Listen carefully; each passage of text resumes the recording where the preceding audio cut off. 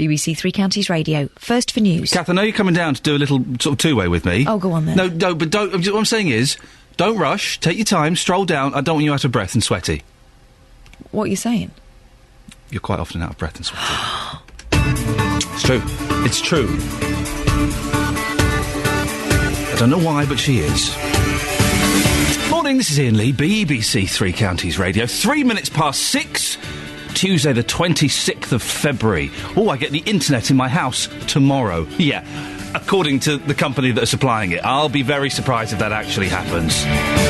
Lots coming up on the show this morning, as always. It's good to get your opinion on what's happening. One of the things we're going to be talking about is maps. When was the last time you used a map? It's all sat-navs, isn't it now? Or Google directions to drive forward for half a mile, then take the second left. If I had to use a map, I could, I think, but it would take me ages. There's a couple that have got divorced because the lady couldn't read a map and the bloke went bonkers. They got divorced.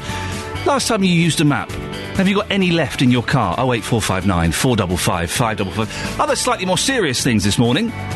The fiasco over the West Coast Main Line has cost you a fortune. Well, 50 million quid and rising, to be exact. I'll tell you why in the next few minutes. Have you ever tried to get a CRB check? I have, and I passed. Phew.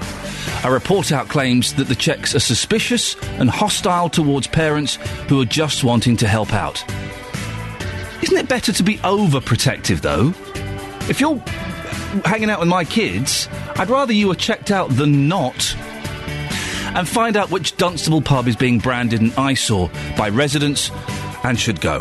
Lots of ways to get in touch as always. Facebook.com/BBC 3CR.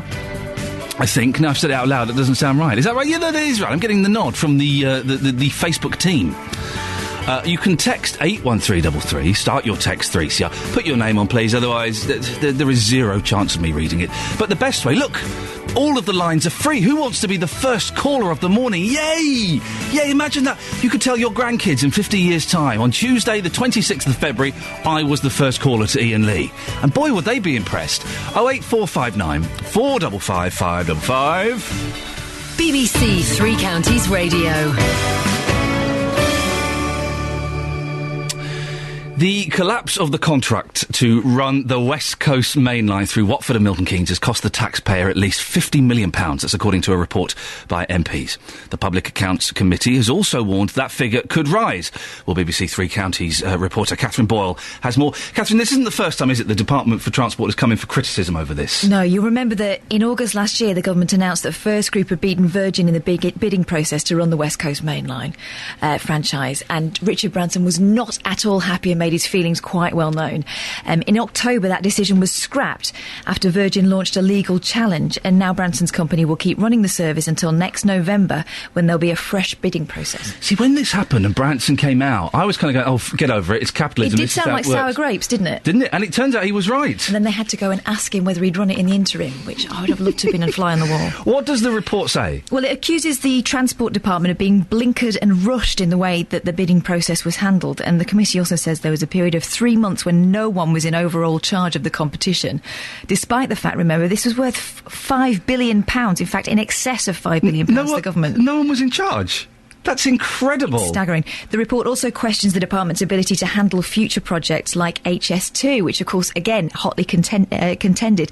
Labour's Margaret Hodge is the committee's chairman. The worry is, looking at their record, that they won't think through how do they change the way in which they let franchises and assess bids, and then they will get a rush at the end, which might again mean not the best result and not the best value either for the fare payer or the taxpayer. So the government's made major changes, so it says, to ensure it will never happen again. We shall wait and see. We'll wait and see for the next massive train bidding. You're shivering. Are you chilly? It's freezing in here. No wonder you're wearing I thought you were being dapper and debonair with that scarf on, but it's necessary. There's no... I've yet to find the air conditioning control for this. I've only been here 4 months. I don't know where the air conditioning control is. I saw pictures of Ranulph Fiennes yesterday on the telly with his eyebrows all frozen, and I think you're going that way, to be honest. Thanks very much indeed. 08459 455 555 is the telephone number if you want to give us a call. Just have a quick look in your car, in the glove compartment or the boot. Have you got a map in there? No one has maps. Catherine, you don't use maps. Yeah, I've got one, I don't use it. You don't use it? No, it's still where it was when I first bought it. Exactly, no one uses maps anymore, do they? 08459 455 555. So we're talking CRB checks this morning, amongst other things. There's one group, the Manifesto Club, that claim over 57,000 volunteers have been vetted so far this academic year. And the report says that the checks are suspicious and hostile towards parents. For those who don't know, the CRB checks are basically, if you want to work with children, you get a CRB check and it proves that you are not a sex offender, or it proves you've not been caught as a sex offender. You have no convictions. You win again. What do you think? Generally, if you're going to work in different places with kids, I think you have to get a CRB check for every place you go to. And some people might say that's a little bit overzealous. But to be honest, you're working with my boys. I want to know for a fact that you've not been convicted of a sex crime. That's not too much to ask, is it? 08459 455 555. John's in Luton. Morning, John. Morning, how you doing? Yeah, I'm very well, thank you very much. Mate, you work with children, don't you? Yes, I do. What do you do? Football.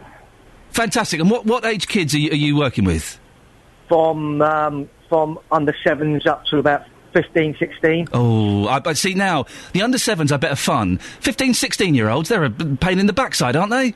Well, they can be, yeah. Stroppy right little there. so-and-sos. Yes, you're right. What do you... I'm guessing, then, if you're doing this in some sort of official capacity, you've probably had a CRB check, have you? Yes, I have. I have a CRB check. The only problem with the CRB checks is they're every 3 years. Right. And it should be not as... that's too long between the years. They should do it shorter. So you're saying that you could get a clean CRB check on Monday, then you go out on a Tuesday and you do something naughty and get convicted of it, and it doesn't get shown up retrospectively? Well, yeah, it will do in 3 years' time. In 3 years' time, exactly. Yeah. John, did you pay for your CRB check? Yeah. How much does it cost? I think it's about 15 quid. 15 quid, because I had one done and it was paid for by the company that I was doing some stuff with. I guess if you're doing things for, say, I don't know, 5 different children's organisations and you have to get 5 different CRBs and pay for yourself, then I suppose that does become a bit expensive, doesn't it? Well, yeah, but the thing is that the club did actually pay for me. They paid for you, did they? Yeah, the club did pay for me. I think there is talk about having one CRB for everything. Yeah, I thought that was going to... I thought that had happened, but it turns out it hadn't. No, it hasn't. Did you find it suspicious and hostile at all? No. It's there for a reason. It's there to cover the kids. And protect the kids. For those who've never had a CRB, can you just describe what you have to do to get this little certificate, this bit of paper that says you're okay? Usually what you have to do is fill a form out, and they send it off, and it gets a police check. Yeah. Which is, I can't remember the actual. There's an in-depth police check. But that's it, isn't it? That's all you do is you fill in a form, you wait a couple of months, you get a letter back, hopefully saying, yep, no, you're absolutely... This person is fine to work with kids. The thing is, if there's anything undisclosed, like when Savers did something about when you were about 15, yeah, it will come up on it. Yeah, yeah. John, listen, thank you very much. John, he's a junior football coach. He didn't find the CRB a hassle at all. In fact, he thinks there should be more. It should be more regular than once every 3 years. I kind of agree. These people saying it's suspicious and hostile, and we will be mentioning a few examples later on in the show where, OK, perhaps it's a little bit overzealous. But if you're working with my kids, I want to know that you've not been convicted of anything. That's OK, isn't it? Or maybe you do think they are suspicious and hostile and a bit overzealous. So, page 21 of Britain's favourite newspaper, the Daily Mail. It's not. How map reading tiff in the car led to divorce courts.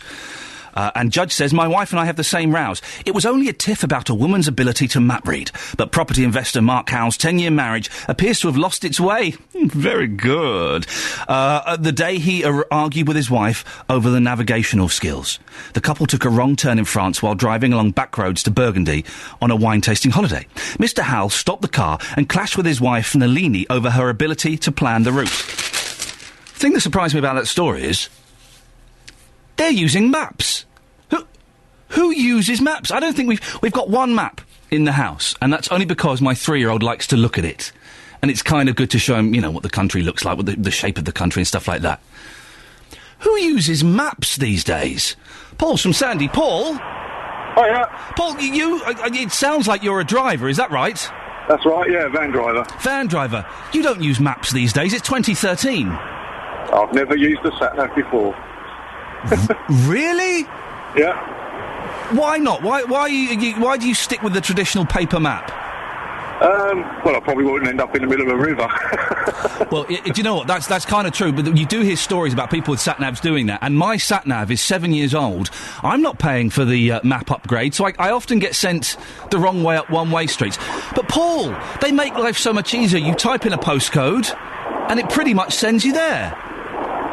Yeah, the way I work is I've got an A to Z of the country. Yeah. If I say I've got a delivery in Sittingbourne, I look out to get to Sittingbourne, and then I've got a map book of Kent. Yeah. So I just look at that, and away I go. And once I've looked at where it is, it's logged in my brain, and off I go. Paul, listen, we're going to let you go because the line's not great. Thank you very much for that. Paul from Sandy. He uses maps, never used a sat-nav. Well, there's a surprise. I've got a text from Philip and Joe in Whitchurch. What's going on with you all?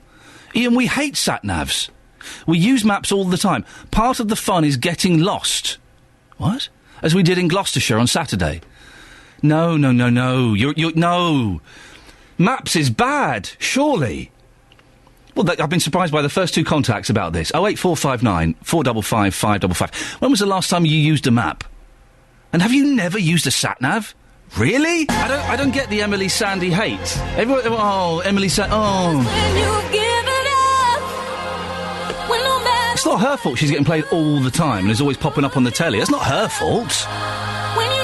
For goodness sakes. I'm going to see her do a pop concert soon. Yeah. No. I'm very hip. I'm very with it. I'm going to go to the Hammersmith Odeon and see her sing some pop songs with a band. Taking a girl as well. Taking a girl with me. My wife. That's right. Now, a man from Bedford is calling for the council to adopt a zero-sex entertainment policy across the borough. Peter Chiswell, a former councillor, is leading the campaign to change Bedford Borough Council's planning rules to say that all sex entertainment is banned from the area. He says he has the backing of over 3,000 residents so far. The council's consultation on its policy for licensing sex entertainment venues closes today. Peter joins me now. Morning, Peter. Good morning, Iain. How are you? I'm good, thank you. I'm in good form today, which is unusual for me. Peter, what's your beef with sex entertainment? Well, there's a whole lot of problems, really. Just a few of them would be the women are exploited, there's harassment, assaults, there's racism. There's real sorts of problems attached with these clubs. And I have this myth, this fantasy I hear once or twice, but it's just another business. Well, it certainly isn't. We're going to be speaking to a lady later on in the show who is a stripper and works at one of these venues, and she will argue, I'm sure, that she enjoys her job, that it gives her independence, that she is in complete control of all times. You wouldn't want to deny a young lady a job, would you? Well, let's have a look at that. Talk about it empowering. Well, there's one case study I've got where the girl says that it's only empowering for the first second until she pays until she strips her clothes off, whether the bloke has paid her money to do so. Not particularly empowering, according to some of the women involved in the industry. It's also you get racism. I mean, there's one example of a girl called Liz. She says men would come in and ask the manager, did she have any black girls? She'd be wheeled over like a prize cow. That's a quote. But Peter, it is appalling. It is appalling. I wouldn't. It's like another industry. It's like another business. But I go into businesses around the town and around the borough.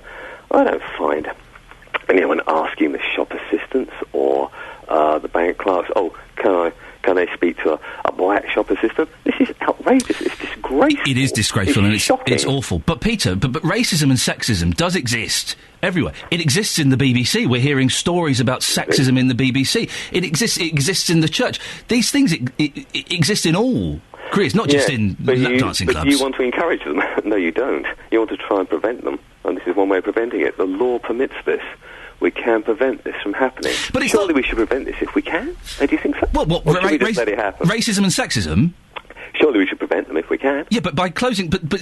sorry, maybe you misheard me, but sex clubs are not the only place where that happens. No, it also happens here at the BBC. Do you want to close the BBC? But the law as I was saying, the law actually permits us. No, it doesn't. It doesn't permit racism. No, what I'm saying, no, it's the opposite of what I'm saying. What I'm saying is the law permits us to actually have a zero policy for sex entertainment venues. It's not a ban, by the way, but it does create a presumption of refusal. So what we're saying is, this is a good plan. This is something that helps prevent problems like I've been talking about. The last thing we want is to encourage this sort of thing. It's actually outrageous. Women are being harassed in the communities as well around these clubs. You know, don't they have rights as well? Of course they do, but women are being harassed. But Peter, you're being slightly outside these clubs. Peter, you're being slightly sensationalist because harassment happens everywhere. Of course it does, but the examples I've got here, there's one where this woman was just finishing work. She's worked as a worker with adults with learning disabilities and worked shifts, often ending at 11 o'clock. And then she was afraid to go home because of the time it took to sort out the door. These blokes were next door with this club. She was frightened of being followed. Was she harassed? Yeah. She said they seemed to think they had a right to do whatever they want. They'd stare at her, make comments at her. But that happens everywhere, Peter. Yes. But if you can prevent some of these from happening, surely... Well, no, but then you might as well close down. You might as well close down Tesco. You might as well close down building sites. You might as well... Because that happens everywhere. I don't think you're finding this. I don't think that's right at all. Well, no, because Peter, look at some of these clubs. Peter, you're wrong. This does happen everywhere. No. It happens at building sites. You're going to close down building sites. No, these things happen. I understand that. Right. But where you can prevent it, surely you should. You've only got... It's okay, it's happening. I don't know. I don't know. But I can say quite clearly, the law permits us to actually help prevent You've only got some of these problems. 3,000 signatures. 3,000, that's quite a lot. Well, it's not percentage of Bedford, is it? Because there's 157,000 people in Bedford, so it's a tiny percentage. Put it this way, I think it's the highest number I've ever heard of in any licensing issue. OK, but it's, in percentage terms, it's tiny, isn't it? 3,000 for people to write a letter to say that they don't want this happening in Bedford Borough. The Amptill petition was higher in percentage compared to population size. Petitions are one thing. Detailed letters arguing a case are something else. Right, OK. And a policy change is something else again. The final thing, Peter... I found that over the years. If I were a single man... and I've got some money and I want to spend it. I want to spend it by going to see some women dance topless for me. Where's the problem with that? Well, I think that's buying into a fantasy and illusion. These women are exploited. What do you think cinema is? What do you think pop music is? What do you think the media is? Let me just run over some of the exploitation that happens. There's only 2 seconds, but the girls pay to dance. They can be fined. They're not employees. They can be fined for wearing the wrong clothes, wrong hair. Well, then you need to deal with the management. You need to deal with the management, not the shops themselves. And they can end up owing the club money at the end of the evening. Well, Peter, then you need to Peter, you need to deal with the management. Then you don't need to deny some people their pleasure.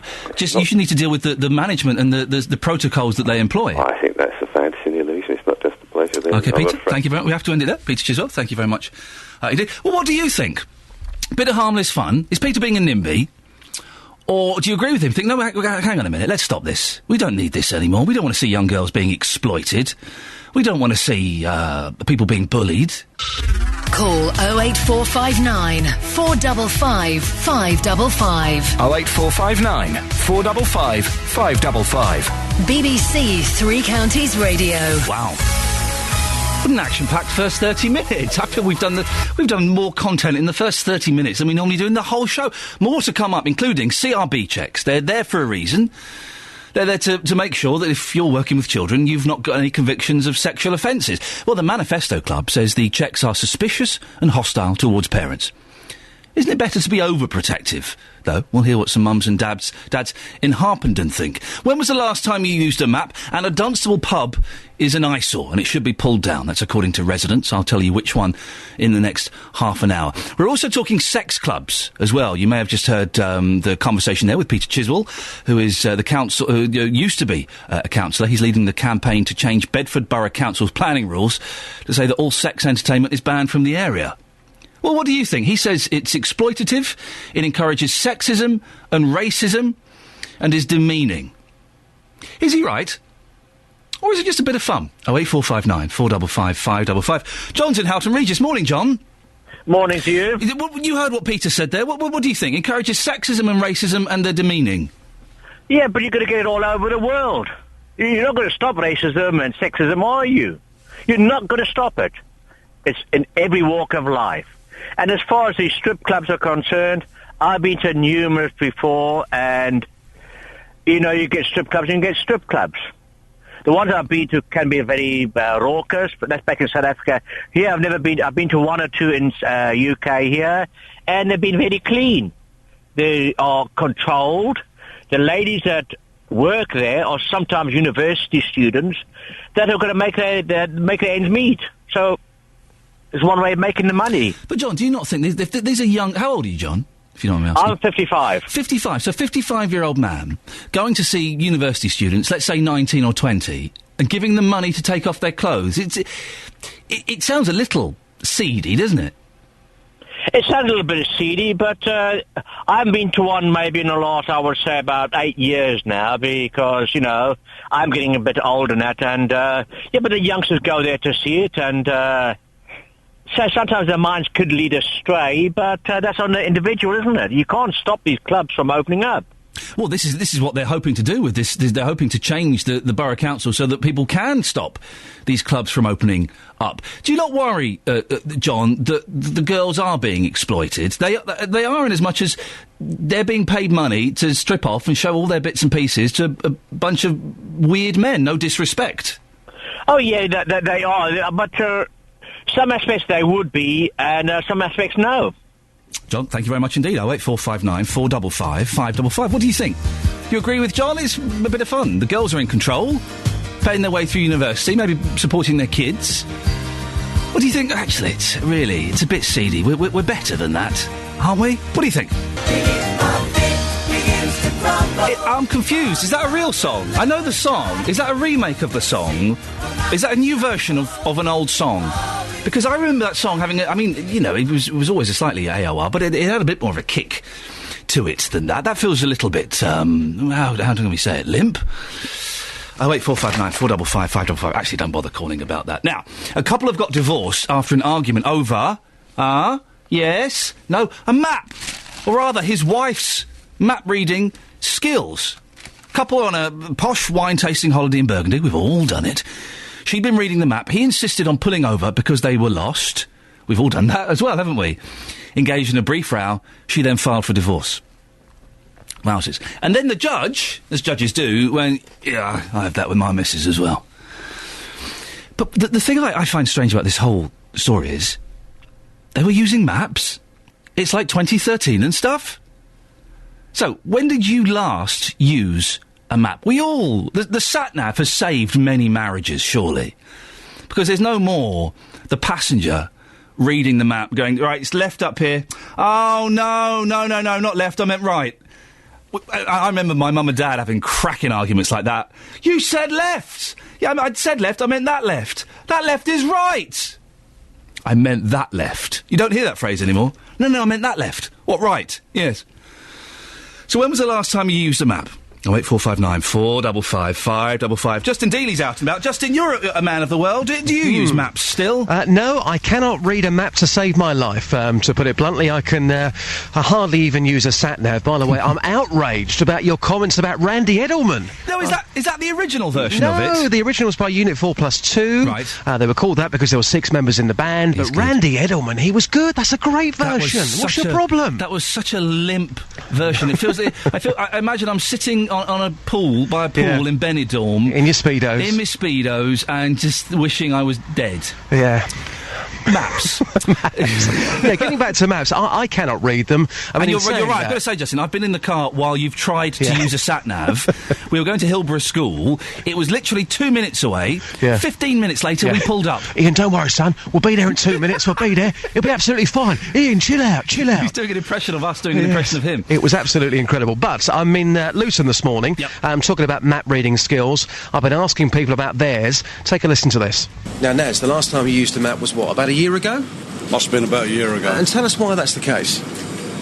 It's just a nightmare reading the map, kind of, you know. I mean, you just punch in the sat-nav and away you go. Yeah, absolutely. So if your wife couldn't read a map, would you divorce her over that, or is that a step too far, do you think? I think that's a step too far. I mean, it's if she can't read the map, she can't read the map. Now, Richard, here is a claim.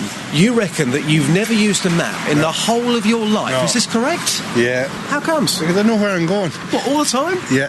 So, seriously, you've never ever bought a map, never used the map at all? Wow, you're a genius. I'm going to come up with you more often. Well, here's Mick, who's a tanker driver. Mick, you're kind of bucking the trend here. Most people I'm talking to say we rely on sat-navs, but you still use maps. How often do you use them? Quite regularly. I can't seem to get on with sat-navs. I still prefer the old-fashioned method.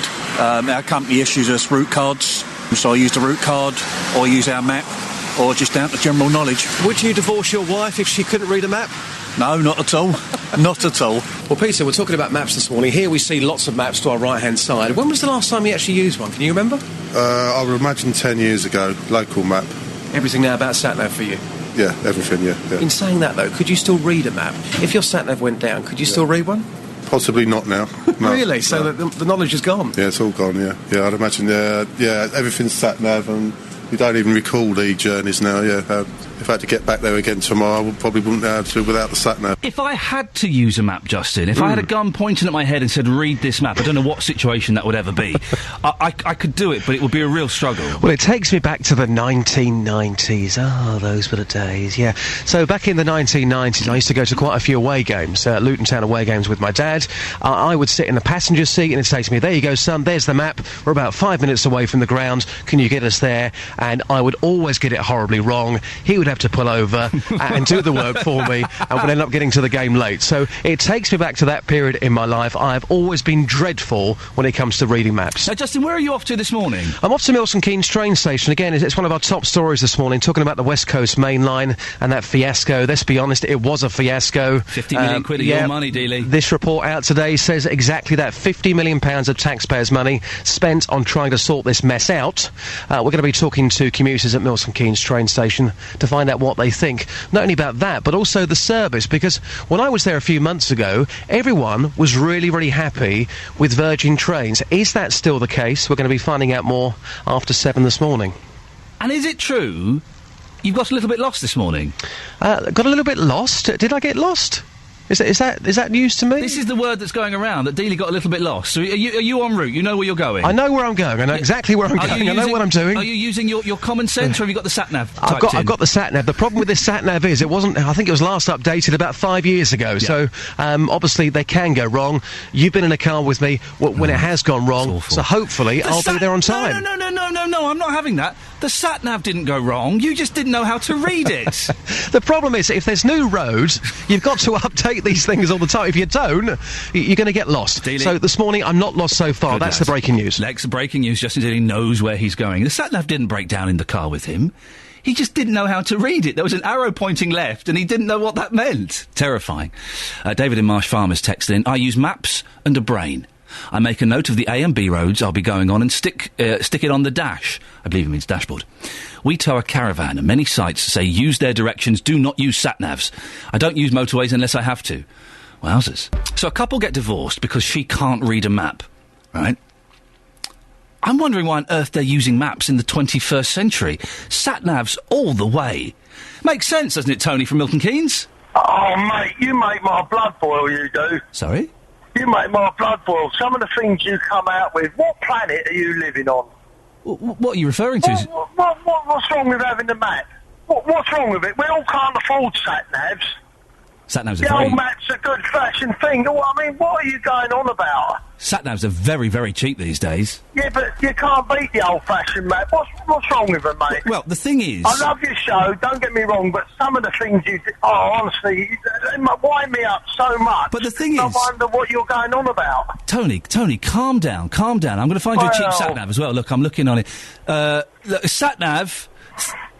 £62. Yeah, but all they do is just warn you of speed cameras. No, that's not. Yeah, they do. That's not all they do, Tony. Is it? It's not all they do. Honestly, what they do, Tony, is that's one of the pluses of it. They tell you how to get from somewhere to somewhere else without having to. I'll tell you what, I love the old map. You give me the map any day. Oh, Tony, you know how frustrating that is when you're on the road goes off a page and you've got to go to a page further on in the book. My missus reads it for me.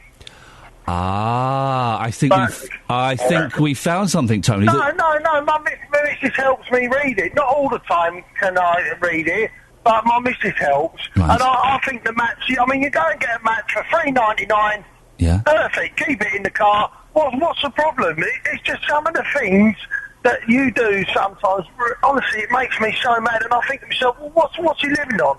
We all can't afford sat-navs. I wouldn't want one. 62 quid. Yeah, but I wouldn't want one, Ian. But other than that, your show's really, really good. But it's just some of the things sometimes. I found one here, £54, 16 pence. Yeah, how have you found that then? Well, you're on the internet. Yeah, I've got a computer. Don't tell me you probably hate computers as well. No, I like computers. They're good, aren't they? Yeah, and I like the thing you're talking about, the CRB check, because I had one of them done many moons ago when I was a cleaner in the school, and I had to have one done, and I'm thinking of having another one done sometime this year. And did you pass? I passed, yeah. Good for you, good lad. Passed it. But thanks, Ian, I appreciate you talking to me, but, you know, at the end of the day, the good old-fashioned map is still good. A lot of people still do read the maps. Tony?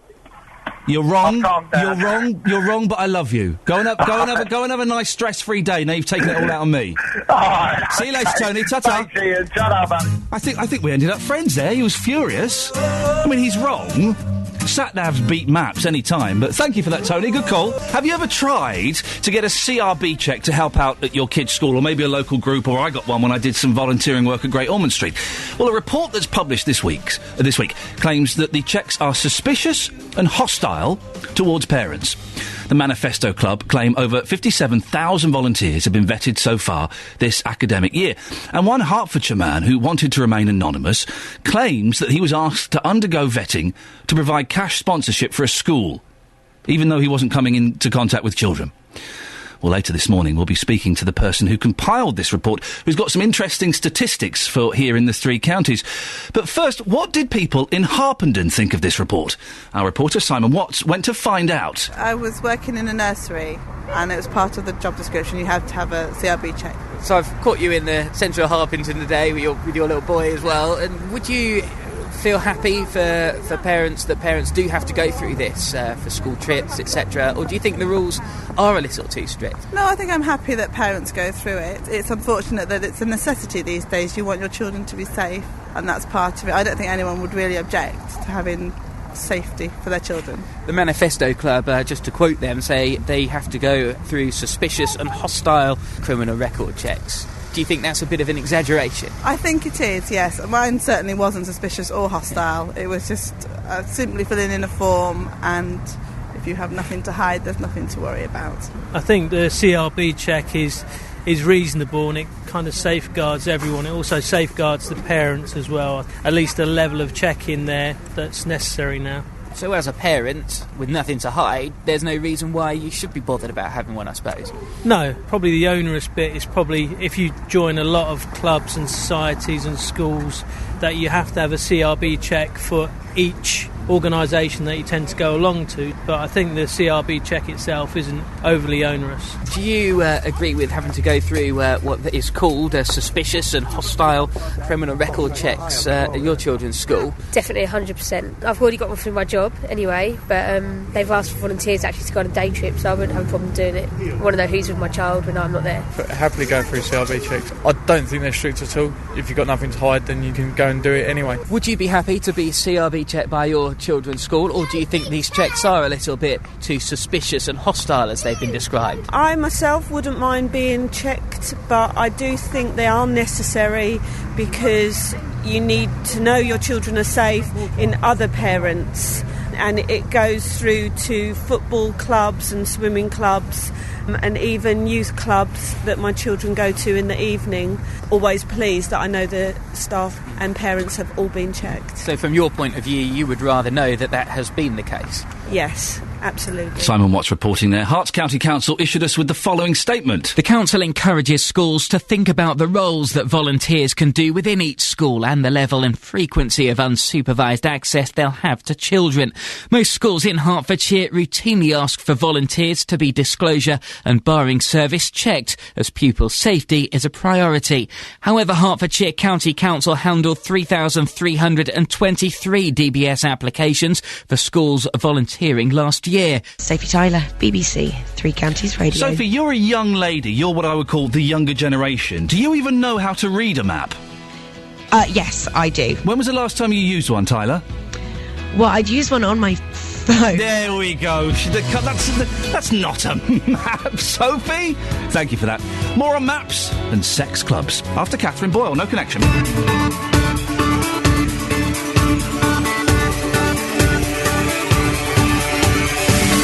Morning, this is Iain Lee, BBC Three Counties Radio. 3 minutes past 7, Tuesday.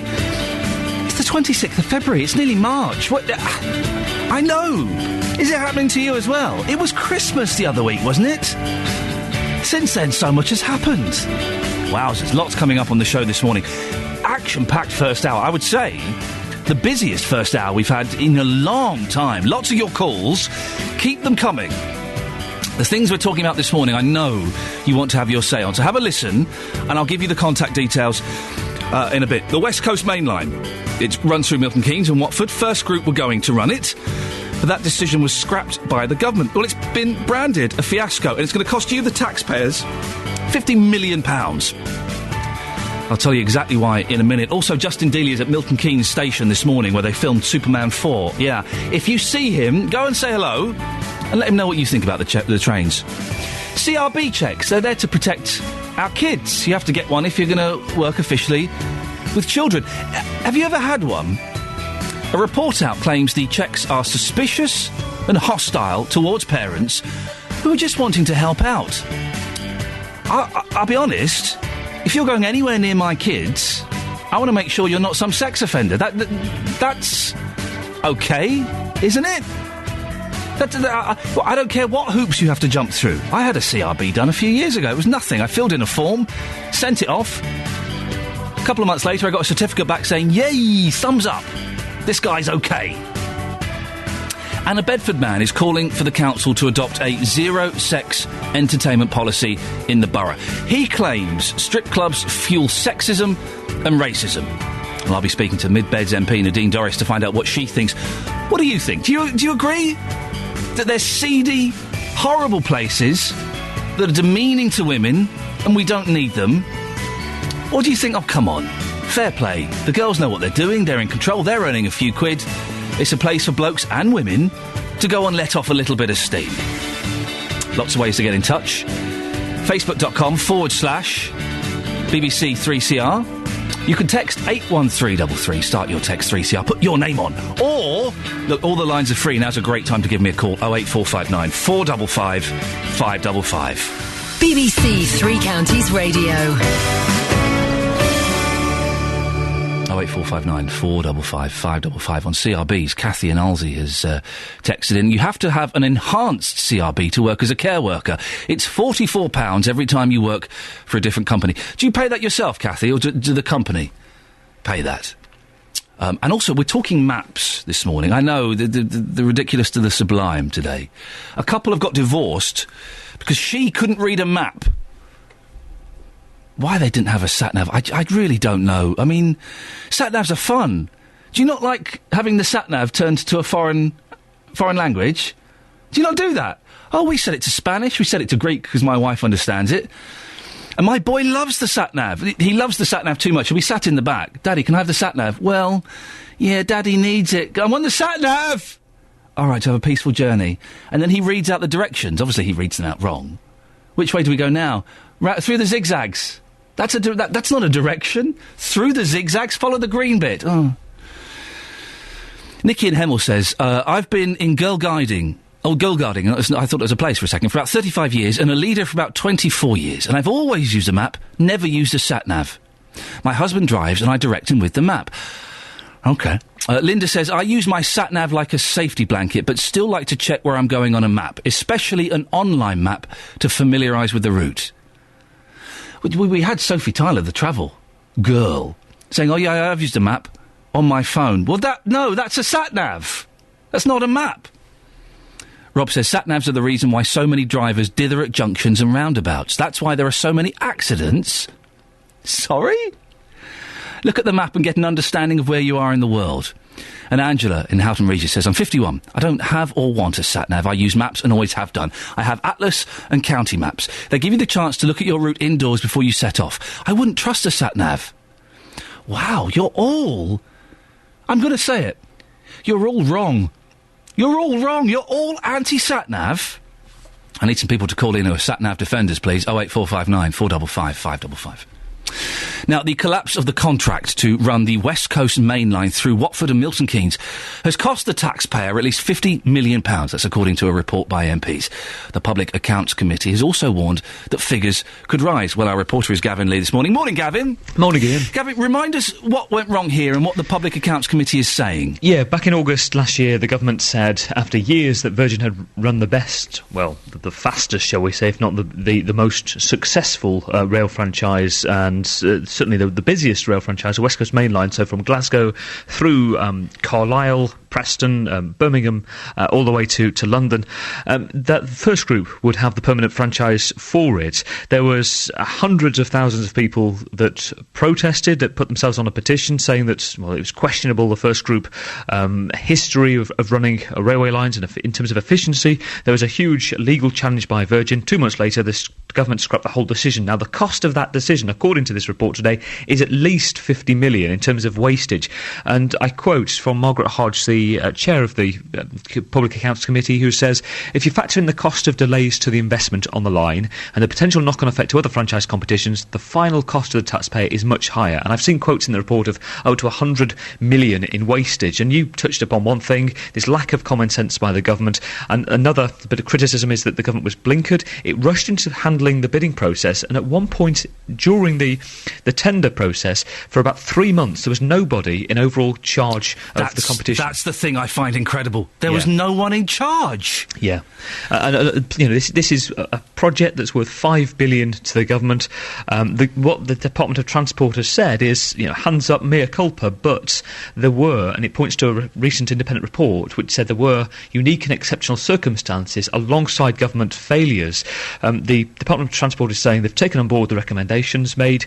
They say that they've already made major changes to ensure it doesn't happen again. And when we talk about other big rail projects, the HS2 line, the controversial high-speed line, the electrification of the railway, they say that the mistakes then won't be happening. Yeah, all right, yeah, sure. Bring us up to date with the situation now with the West Coast Main Line. Where are we? I think the best phrase is kicking this into the long grass, because Virgin run the temporary contract at the moment. There is another temporary contract being given, so there's not a permanent contract. The next contract will be for after the next general election for a couple of years. So basically any permanent deal which was on the cards last year won't be looked at again for several years.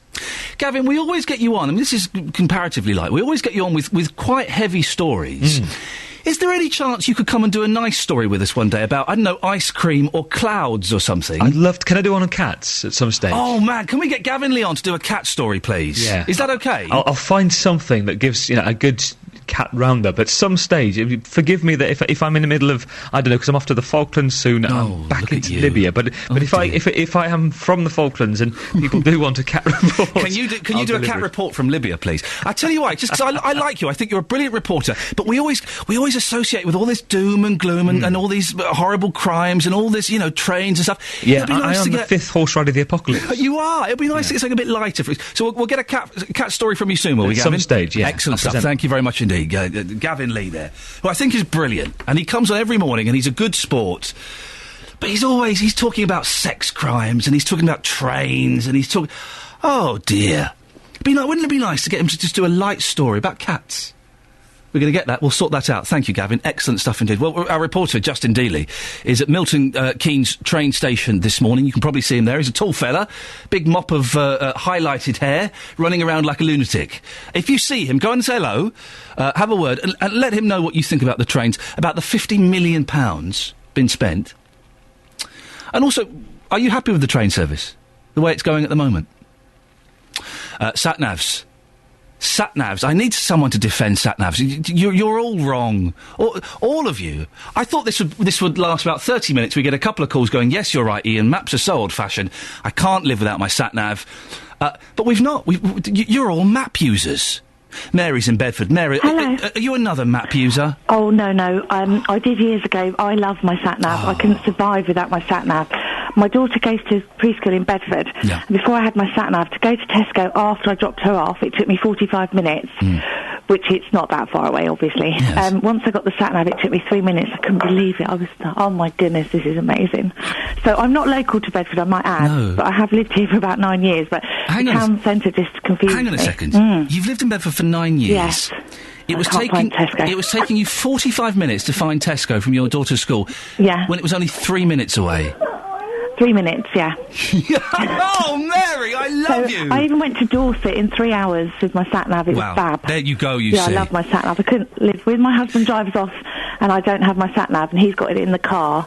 I go mad. Oh, for goodness sakes, no, make sure you keep that. Do you have do you have a voice on there? Yes, there's I think it's a lady's voice, just a normal voice, yeah. I like voice, the American lady's voice. I don't know how to change the name. I don't know if you can on mine, but Go in the settings. Yeah. You can have all different kinds of voices. I'll start getting all the gadgets on it today then. You should do. Yeah. Mary, listen, is that your little girl in the background? Yes, it is. How old is she? 3.5. Going on 15. And aren't they fun? I had yesterday my 3-year-old and my 1-year-old, and boy, oh boy, it's hard work, isn't it? Yeah, but it's getting better. Yeah. And I'm just hanging on for September for school. Right.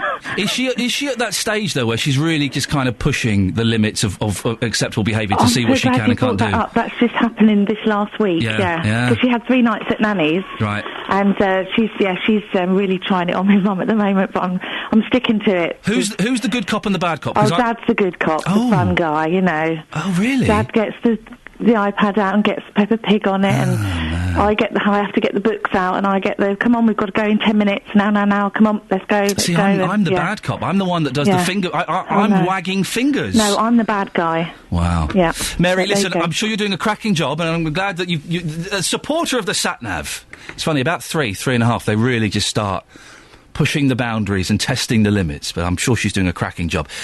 A defender of the sat-nav, to be honest, she needs it. 45 minutes to do a 3-minute journey. There is an argument, isn't there? This hasn't been raised yet, that the sat-nav is kind of destroying our ability to think.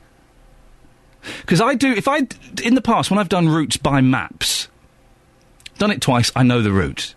Okay? If I do it by sat-nav, I can do it 10 times by sat-nav and not have learnt the route.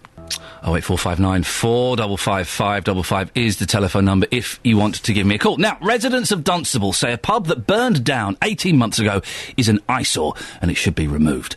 The Norman King pub in Church Street was badly damaged in an arson attack in August 2011. It was a Grade 2 listed building, but it's now lost its status. Our reporter Victoria Cook has been out to Dunstable to see what people think should be done with it. My sister-in-law actually had her wedding reception there. Oh, wow. It must have been a stunning venue. Yeah, it was really nice. It was really old and, really What nice. did you think when you heard that it caught fire? It was a shame because it was so nice and it was so old and thatched roof and... What was it like inside? Very old, really. That's all I can say. I bet your sister must have been so disappointed, such a happy day of her life, and that it's all gone up in flames. Yeah, she is really disappointed that it's not there anymore. So I suppose for your family, you want to see it back to how it was? Yeah, it would be nice to see it back how it was, yeah. It's one of those places that I always remember as a child, it always being there. So something that was still represent what the pub as it was. Do you think Dunstable needs another pub? No.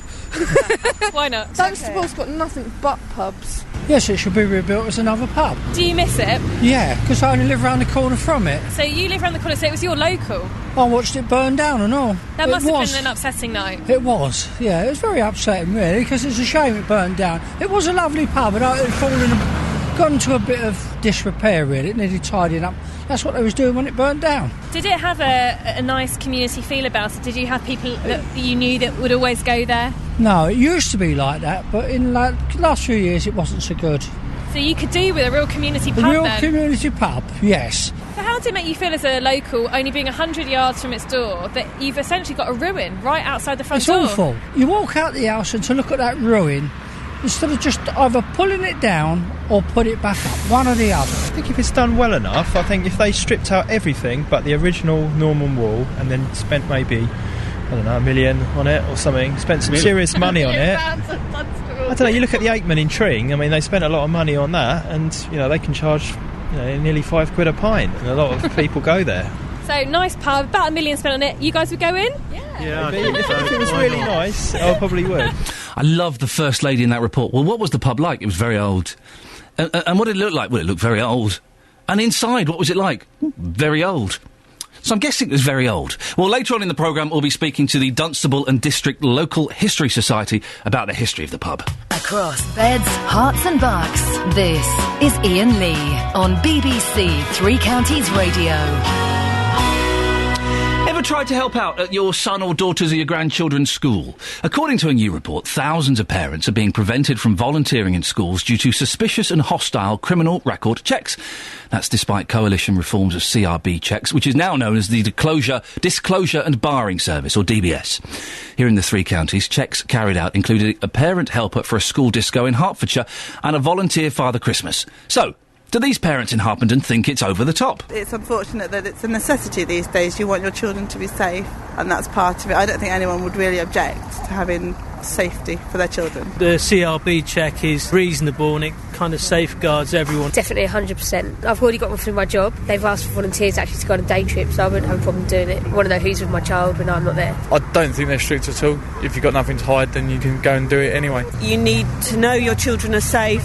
In other parents, always pleased that I know the staff and parents have all been checked. We're joined now by Josie Appleton, director of the Manifesto Club, who's published this report. Morning, Josie. Good morning. The report describes CRB checks as suspicious and hostile. Why? Well, I think that as a parent, you go to the school, you drop your kids off, you know all the other kids, etc. So you have a relationship with the school, and then you want to go on a school trip, say 2 weeks hence.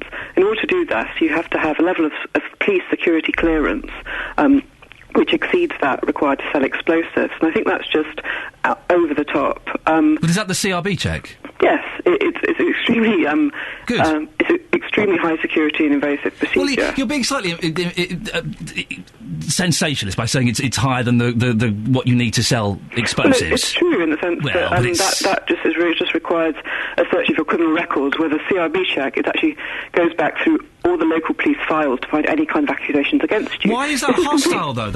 Listen, I've got 2 boys. I'm good. Check everyone that's going on a school trip with my kids. No, I mean, I've got a son as well, and I think that it's not about how many children one has.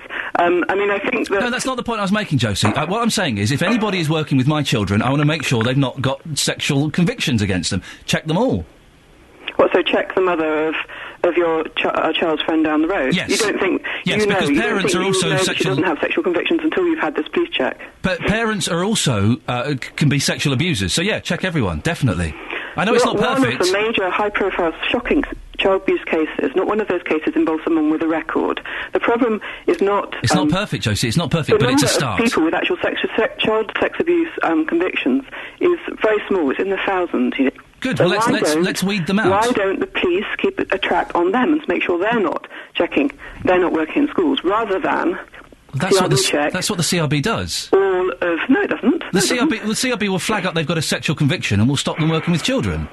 The point is that somebody who was a known sex abuser who's been released from prison or whatever, they should be followed up. They shouldn't be released if they're still a risk to the public. They should have certain release conditions which involve not working at the school. But, Josie, they are released, so we need to ensure they don't work with children. That's what the CRB does. You have 15,000 people with child sex offences. Right. You have 10 million people who work or volunteer with children. Right. Would you ask those 10 million people to prove they're not a sex offender, or would you have some targeted system? It's just not effective. The CRB I would ask 100% to have all of those. Listen, I volunteered at Great Ormond Street for 2 years. I got a CRB check. I didn't find it suspicious and hostile. I was proud to get it and get a clean one. You're proud to be proven not a sex offender? Yeah, I was proud to have a clean CRB record that meant I could work with children without any hint of suspicion. Yes, I was proud of that. I think that's a bit of a perversion of the notion of trust, really, the fact that... Not in the slightest, Josie. We're working with vulnerable children. Who has a clean CRB it's about box ticking, right? So people think, they've done the CRB check, and therefore they don't have to be vigilant and keep an eye on children. I think that no one thinks that. We're replacing our responsibility for children no one thinks that. box-ticking computer exercise. Who thinks that? Who thinks that they've got... Listen, it's not perfect. You get a CRB check done every 3 years. I think it should be done every year, every 6 months. It should be done more often. Of course it should. We have to protect our kids, Josie, and that's what the CRB does. Do you know how many million it costs year to do all these CRB checks. I couldn't care less. Volunteers, you don't pay. I couldn't but somebody care less. pays, I society could pays. not care less. If it stops my kids getting touched, I couldn't care less. It won't stop them. If you put a fraction of that money... This is unreal. If you put a fraction of the 1.5 billion that's been spent on CRB checks, if you put that into police child protection departments, focus systems for actually following up child abuse. Police child protection departments are very underfunded. Right. They hardly have any money at all. But no, Josie, it's not either or. It can be both. Yes, that money is well spent on those CRB checks. No, of course, much more money is spent on CRB checks than is spent on focus, proper child abuse, following up accusations and serious concerns. May I suggest that you then go and campaign for more money to be spent on that instead of trying to close down the CRB check? If it flags up... I'm not trying to close down the CRB check. I'm trying to say that a mother going on one school trip a year with her children and with my children, the chances of her being a child abuser are minuscule, verging on absolutely non-existent. No, you can't say, Josie, you can't say non-existent. They're minuscule, yes. You can't say non-existent. And that's a risk that I'm not prepared to take.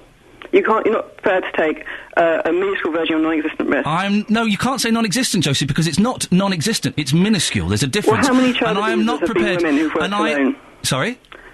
Women aren't child abusers.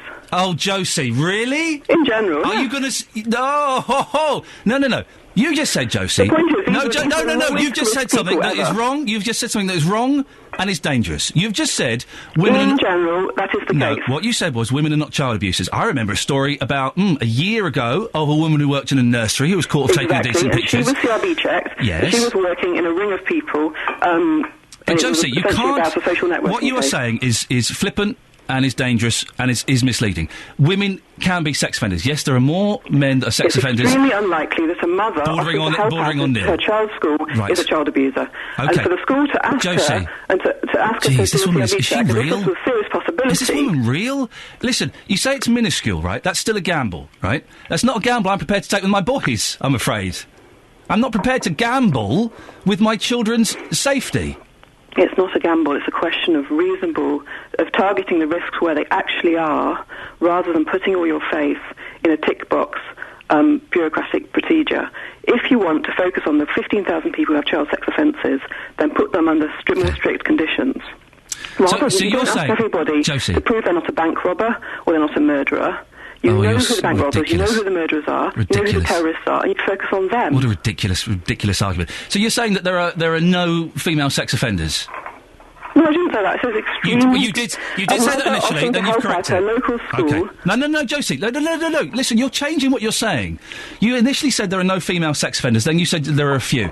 The Lucy Faithfull Foundation estimates there are 60,000 female offenders in Britain. So, yeah, I want 60,000? Where's they going to figure from? The number of barred people on the barred list... Yeah, I want that... 15,000, 20,000. I want that mum checked. Where are the 60,000 people from? From the, according to the Child Protection Lucy Faithfull Foundation. I suggest why aren't they on the barred list? Because the government has a national list of people who are barred from working with children. Josie, listen, I think you live in has 15 to 20,000 people on. I think you live in a fantasy world, and I'm sure it's wonderful there where everyone's trustworthy, everyone's great, and everyone can hang out with your kids. It's not the world I want to live in. More CRB checks, more often, for anyone that's involved with my kids. Teach children to be paranoid of everybody. No, it doesn't take... The children don't need to know about it, Josie. You're teaching the children... No, the children don't need to know about the CRB checks. If you let them know, you're making them paranoid. Kids don't need to know about CRB checks. They don't need to know what it is. They know exactly what they are. No, they don't. No, Josie, it's because you're telling them. You don't need to tell them that people have been CRB checked. They don't need to know about it. You're scaring kids... Do your children know about it? My 3-year-old does not know I've had a CRB check, no. No, well, they're 3, right? So, yeah, he's 3, right? And I think that... Jeez, are you for real? We're the only country in the world that has this system. The only country. And we're leading the way. Congratulations on Great Britain. We're doing something right. Josie, you live in a fantasy world. I wish everybody were great and fun and wonderful to be around kids. The point is to target the risk when it happens. It's the same thing as when you go to the airport and your 2-year-old has boots on. They make your 2-year-old take her boots off to see if she's got a bum. Yeah, because you know what? Some terrorists use children as to carry things. Josie, I'm going to say goodbye. That was Josie Appleton there, director of the Manifesto Club. What do you think? Scaremongering a bit. Kids don't need to know about CRB checks. Of course they don't need to know. You don't tell your 8-year-old, by the way, I'm just going to go and have a check to make sure I'm not a nonce. You don't do that. What do you think? Do you agree with Josie that I would say some of her language was slightly inflammatory and exciting, a little bit tabloid? What do you think? Listen, if you're going on a school bus with my kid, why not have a CRB check? I don't mind. You're being a Father Christmas, actually, I would like you to have a CRB check to make sure you're not a convicted sex offender. It's not perfect. Oh, it's not perfect at all. It's flawed. Of course it's flawed. It's the best we've got at the moment. And yes, I was proud to get my CRB through the post that said I was clear. It meant I could proudly walk into Great Ormond Street, give it to the volunteers there and say, yep, I can come and work with you. I have a clean record. When do I start? Across beds, hearts and bucks, this is BBC Three Counties Radio. Morning! Coming up in the next half an hour, when did you last use a map? There's a story in the paper this morning about a couple who got divorced because she couldn't read the map, and the judge in the court went, yeah, it happens to me as well, to be honest. A map, though? In 2013? Well, I'll be speaking to motoring journalist Maria McCarthy to see if she still thinks there is a place for them. We're also, we're all over the shop with our stuff today, but it makes it a cracking show. Pubs, sex clubs, and CRB checks. You may have just heard me, how can I put that? Having a discussion with Josie Appleton, director of the Manifesto Club, who've published a report saying that CRB checks, they're suspicious and hostile, they're over the top. Well, what do you think? 08459 455 555. Particularly keen to talk to you if you have had to apply for a CRB check. What were you doing, and did you find it intrusive? You don't do anything. You fill in a form. You send it to the police. I think it took about 2 months for mine to come back. And in that 2 months, you're thinking, oh, God, hang on, did I do something? I mean, the late 90s were very dark, but I don't think... No. And it comes back and you go, yay. That's all it takes. It's a few quid. That's got to be worth it, hasn't it? Trevor's in Radlett. Morning, Trevor. Morning, how are you? Yeah, I'm good, thank you. I'm confused by what Josie was saying. Is she for real? I mean, apparently so, yes. No, I mean, anyone that's got a problem with having these checks done must have something to hide, as far as I'm concerned. I mean, there's not a problem with it. You know, I mean, like I was saying, we're having just organising a birthday party for my son, and we're making sure that even the DJ's got a check. And is that easy to do? Are DJs for kids' parties checked? I guess they must be. Yeah, because what we do is we go through recommendations through the school. So it'll be one that have been used at the school previously, so that we know that they've been checked, you see. And we do hear instances that there is a school where they wanted the parents that were going to go and watch a sports day to be CRB checked. And perhaps that's a little bit extreme, but if you're working with my kids, if you're in contact with my kids, I want you checked. That's right, isn't it? Yeah, there's nothing wrong with that at all. At least you know they've all been checked. At least you know they're in safe hands. And it's not perfect, isn't it? It's a flawed system. You know, you only get checked once every 3 years. So, and it only shows up if you've been convicted. But it's all we've got, and we've got to do everything we can to protect our kids, haven't we? Well, something's better than nothing, isn't it? At least you a bit more peace of mind. Trevor, when's the birthday party? It's next month on the 21st. 5 years old. 5, yeah. How many kids you got coming? I think at last count there's about 35. Oh, Trevor! You idiot! Do you know what you're getting yourself involved with here? Yeah, there's been quite a lot of parties recently, so we're sort of getting used to it. Yeah, it's that thing when one kid has a party, you get invited, then you've got... It's kind of the circle of parties, isn't it? That's it. He's getting quite a full calendar. He's getting quite a busy lad. They're kids these days, they've got way too much going on. That's it. Trevor, listen, have a cracking party. Thank you very much for calling. Brian's in High Wycombe. Morning, Brian. Morning. I'd like to be a meeting of extremes. I think things got rather heated over what's a very complicated issue. Yes. I do find that I thought things were going a sensible way when my CRB to teach in one school. Yep. The school said, well, because I go into a lot of schools, they said, well, why can't we have it made out for all schools? So the next 3 years was all schools. Yeah. Now I'm being told it's got to be for every school, every club. Well, what's the difference? Is there a difference in the check? I mean, to me, that seems a waste of money. That is ridiculous, yes, to be checked for every place you go to. One should cover all, shouldn't it, really? Yeah, and every 3 years, well, not every year. I went into one school and the head said, well, yeah, your CRB is okay today, but you might have done an offence tomorrow. And is that actually flagged up and going to all the schools and... Well, no, I don't think it is, and this is one of the flaws in the system, is that you can do something after you've got your clean bill of health, so to speak, and that doesn't show up till the next check, and that is the flaw. And it's not a perfect system, Brian, and of course it's ridiculous that you have to get one done for every club you go to and every school you go to. One should cover all, but it's the best we've got at the moment, isn't it? And in the case of a DJ, it's hardly likely to be with any child for a period of time. I was in a school, it was a girls' school, because I teach in any school that want to learn chess, in fact, in this case. But I go mostly after school, but sometimes in the lunch break. I was in a classroom and setting up for a lunchtime group, and a lot of girls came in and started changing for PE. Now there, you see, I went... they changed and... How old were they, Brian? Well, they were primary school children. Right, OK. And I said to the head, I don't think, this puts me in a very difficult position. Good for you. And she made sure that didn't happen again. Good for you. So this was all covered, but then, of course, I took the initiative in that case. And yes. So I can see the need for CRB. Not everyone is as decent as you are. Well... Right. Did you say... I hope the majority are... And I think there just needs to be a balance, that's the point. And I thought things got rather heated, and I think, I was agreeing with both of you. Yes. And it's certain issues. Brian... And I think it's very complicated, and thanks for letting me have my word. No, Brian, did you say you teach chess to primary school children? Yeah, unfortunately, I'm 79, I can't get anybody. Oh. There's a school, 12 is really a maximum I want. Yeah.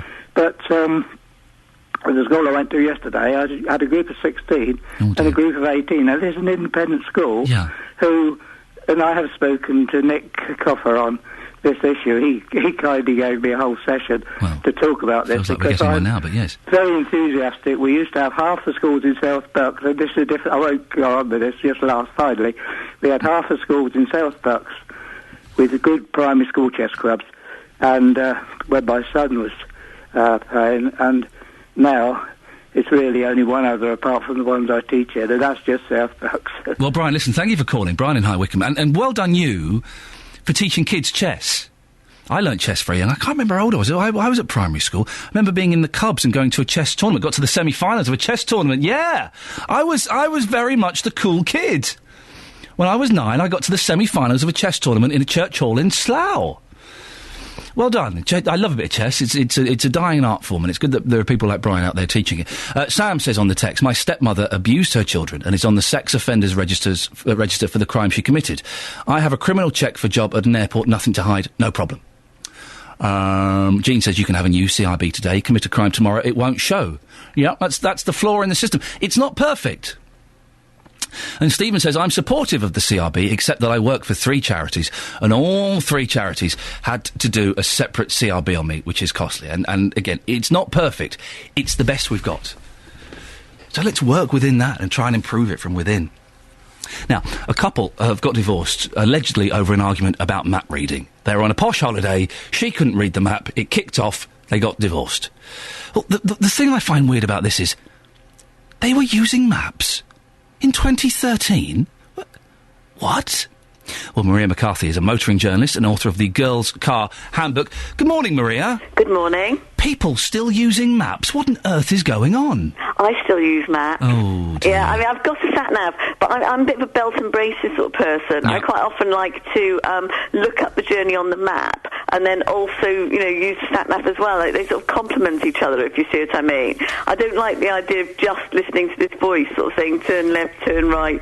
To me, I don't know. I think perhaps it's an age thing. Perhaps if I was 20 years younger, it would be different. Exactly. I'm not going to ask how old you are, Maria. Obviously, you're 35. You're a gentleman. Yes. But perhaps it is an age thing. I'm kind of gadgety and I'm kind of, been grown up around computers. So for me to stick a sat-nav on my dashboard and let that do everything, that makes sense. And for even younger people than me. But I can understand that perhaps some people are slightly wary of this technology. That's right. But I did sort of laugh actually about the story, because I do sort of sympathise. I mean, I do think those sort of map reading arguments or direction arguments that you have in the car can actually be very stressful. I mean, one of my sort of bugbears has always been, when you're almost at the place that you need to get, and so but it's obviously going to be up some sort of funny turning and things. You're in some little village and there's some old boy there with his dog, and you know that if you pull over and ask him, he will know. And my ex-partner's always like, no, I'm going to find it. I'm going to find it. And we're driving past, I think, because they just do that thing, they won't stop and ask. You say they, Maria. That's the thing that annoys me. I'm one of them. Of course I'm not going to ask. I will find it on my own way. I'm not going to ask that old boy with his dog. Why not, though? Why not? It doesn't compromise your masculinity. You can still be a cool dude and ask a passerby the directions. I think the thing is, it does emasculate you slightly, and also I can never remember them. If it goes past two directions, I forget them. You're right about the arguments, though, because I remember my mum and dad having some great rows in the car. Which way now? It's this left. And Dad would turn left. She goes, no, I meant the other left. You mean right? Yeah, they're right. Women, and I'll say it, women don't know left and right. I have to admit, I'm not very good on left and right. Yeah. Yeah. It's true. Why? It's true, and I've said that before. You get loads of women going, oh, no, don't be so sexist. It's true, though. Women's brains don't know left and right as well as men. I think I've had this discussion loads of times about, space relations. And of course there will be, women sitting there with steam coming out their ears going, I know my left and right. And what it is, of course, it isn't that all men know left and right and no women do. It's not like that. It's more sort of a general thing, if you see what I mean. So broadly speaking, studies have shown that men's idea of spatial relationship is broadly speaking better than women's. But there'll be some women who are brilliant, and some men who are rubbish. So, that's a sort of clarification of it, as it were. Maria, do you have, what voice do you have on your sat-nav? Catherine Boyle, our newsreader, has Stephen Fry doing it, which is very sophisticated. I've just got an ordinary one, just some bog-standard voice. I don't think I'd like a character somehow. I think I like to keep... I don't know. Unlike you, I don't really have that much of a technology relation with technology. I'm quite sort of frightened, really, of my technology. I'm a bit frightened of my phone and frightened of my computer. Always worried that something's going to go wrong and I won't really be able to handle it. So no, I think that having a character wouldn't really work for me. Maria, listen, thank you very much for coming on. Maria McCarthy, motoring journalist, author of the Girls' Car Handbook. Is it a generation thing? Maybe we've stumbled on something. I'm 39, let's say 40, for argument's sake. It's only a few months away. 40 and over, I'm guessing you use maps. 40 under 40, sat-navs. 08459 455 555. And I don't mean to be rude, but women, you don't know your left and right. And as far as these strip clubs are... Oh, where did that come from? Hang on a second, let me see. If I press this button... There we go. Right. Do apologise. How inappropriate. Strip clubs, we'll talk about that in a bit. You'll see what that was. Residents of Dunstable say a pub that burned down 18 months ago is an eyesore and it should be removed. The Norman King pub in Church Street was badly damaged in an arson attack in August 2011. It was a Grade 2 listed building, but it's now lost its status. Our reporter, Victoria Cook, has been finding out what people think should happen to the site. I believe one of these ladies thinks that the pub was very old. My sister-in-law actually had her wedding reception there. Oh, wow. It must have been a stunning venue. Yeah, it was really nice. It was really old and, really What did nice. you think when you heard that it caught fire? It was a shame because it was so nice and it was so old and thatched roof and... What was it like inside? Very old, really. That's all I can say. I bet your sister must have been so disappointed, such a happy day of her life, and that it's all gone up in flames. Yeah, she is really disappointed that it's not there anymore. So I suppose for your family, you want to see it back to how it was? Yeah, it would be nice to see it back how it was, yeah. It's one of those places that I always remember as a child, it always being there. So something that was still represent what the pub as it was. Do you think Dunstable needs another pub? No. Why not? Dunstable's got nothing but pubs. Yes, it should be rebuilt as another pub. Do you miss it? Yeah, because I only live around the corner from it. So you live around the corner, so it was your local? I watched it burn down and all. That must have been an upsetting night. It was, yeah. It was very upsetting, really, because it's a shame it burned down. It was a lovely pub, but it had gone into a bit of disrepair, really. It needed tidying up. That's what they was doing when it burnt down. Did it have a nice community feel about it? Did you have people that you knew that would always go there? No, it used to be like that, but in the last few years it wasn't so good. So you could do with a real community pub community pub, yes. So how does it make you feel as a local, only being 100 yards from its door, that you've essentially got a ruin right outside the front door? It's awful. You walk out the house and to look at that ruin, instead of just either pulling it down or put it back up, one or the other. I think if it's done well enough, I think if they stripped out everything but the original Norman wall and then spent maybe, I don't know, $1 million on it or something, spent some serious money on it. I don't know, you look at the Aikman in Tring, I mean, they spent a lot of money on that, and, they can charge, nearly £5 a pint, and a lot of people go there. So, nice pub, about $1 million spent on it. You guys would go in? Yeah, if it was really nice, I probably would. Well, John Buckledy chairs Dunstable and District Local History Society. Morning, John. Morning. We had the young lady at the start of that report saying it was very old. Oh, it's very old. It wasn't that old, was it? No, not as a pub. 1961 it was opened. It was a converted stable, but it was a very old original building. The stable dated back to the 1700s, I think. And a lot of the brickwork in it was very old. In fact, there was a monastery opposite which Henry VIII had knocked down, and they'd used a lot of the Norman stone from that to build one of the walls. But archaeologists in the future, if that rubble still remains underground after they've done something with the site, they're going to have a real problem sorting it out, because it used a lot of stonework from an old castle in Cambridgeshire, when the pub architects in 1961 decided to remodel the whole thing, and they used some building material from a cottage in Cambridgeshire. And they used some oak panelling from an old church. So its materials are from all over the place? Yeah, so if the archaeologists in 1,000 years' time try and sort that site out, they're going to have a real puzzle. What were the main features of the pub before the fire, John? It was a stable. The whole block of buildings along there called Kingsbury was Kingsbury Farm. And the origin of that was a stable. It had been a town library, it had been a town museum, then it became a livery stable, then it became a riding school. And then when the riding school packed up, Flowers Brewery bought it, and they lavished care on it to make it fit the site and make it a real landmark building on that the very prominent corner of the area, and it was a beautiful, beautiful building, and it's a tragedy that it's been burned down. Well, I was going to say, John, when obviously very important building to you and very, as you say, very beautiful. When you heard about 18 months ago it burnt down, what kind of reaction do you and your historical society have to something like that? We were absolutely shattered. It was incredibly disappointing. But then, unfortunately, in the court case of the chap who burnt the thing down, the lawyers kept on banging on about it being a 12th century coaching inn, and historians were ringing the History Society up saying, is that right? Is that right? And we had to say, well, actually, no. 1961, I know that because I attended the opening. Right. Oh, really? Yeah. So we were sort of ever so eager to have it rebuilt in its original state, but we couldn't, in all honesty, say it was a medieval coaching inn, which was ridiculous. What's going to happen to the site, John? Are there any clues? Well, it's owned gathered by the Old Palace Lodge, which is next door, and that they were in the process of refurbishing it to extend their hotel. And one is desperately hoping that they will rebuild it in some kind of similar style, which would be lovely. It would be a real asset to the hotel and to the town. John, how about a nice glass conservatory? I'd beautiful like glass, chrome. Oh, it would look wonderful, wouldn't it? Yeah, well, I really do hope not. I'll have it for my house, but... So when something like that happens, do the hotel come and talk to you and ask for your opinion, or do you have any influence over it at all? No, not at all. The council contacted us to try and... when the listed building status was in...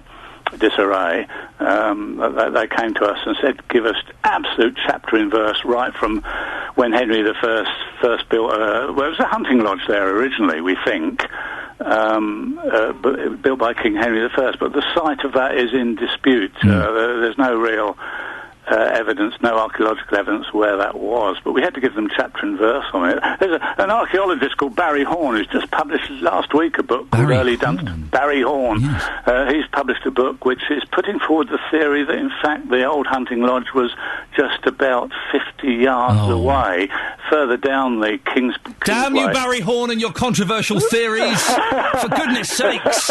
There's some springs there, you see. That they needed water, and you'd assume the hunting lodge was near a water supply. So it's ever so interesting, but until somebody finds some remnants, we don't really know. John, listen, I really appreciate your time coming on this morning. John Buckledy chairs Dunstable and District Local History Society. I'm going to surprise you now. I love stuff like that. I love stuff like that. Local history. I lived for a long time in North London, in Muswell Hill, which is full of history. And when I moved there, I bought all of these, as many books as I could find about the local area, history books. And my wife was like, what are you doing with those? You're never going to read those. Oh, well, I did. I'd sit in bed at night. I know. I would sit in bed at night reading these local history books. I think it's important. If you're going to live somewhere, if somewhere's your home, it's important to kind of know how many people were killed there 500 years ago. Do you know what I mean? What it was for. I love stuff like that. A little bit of local history, a bit of colour, a bit of glamour. Well, glamour's perhaps completely the wrong word there. OK, this morning, lots of things that we can still talk about before 9 o'clock, before JVS comes in and does his thing, including, I really want to speak to you this morning. We're talking CRB checks. I would love to speak to you if you've had to apply for a CRB, or more than one. There's a report out that says that they're hostile. They spread suspicion. They're unnecessary. They don't work. They serve no purpose. I don't think they're brilliant, the CRB. I don't think they're brilliant. But it's the best thing we've got, isn't it? Sue says on the email, CRB checks are not worth the paper they're written on for those sex offenders intent on committing offences against children. Huntley was able to work in a school with a criminal record against young women because the authorities do not have an adequate liaison system. Didn't the CRBs come in after Huntley? I'm not totally sure. We'll have a look into that. I thought that was kind of part of the reason they got introduced. The CRB is only effective if the offender has been caught too, and not for those that have never been caught. BBC Three Counties Radio. First for news. I think you're doing a cracking job despite what everyone else is saying, Catherine. Oh, well, thanks very much for your support. You're welcome.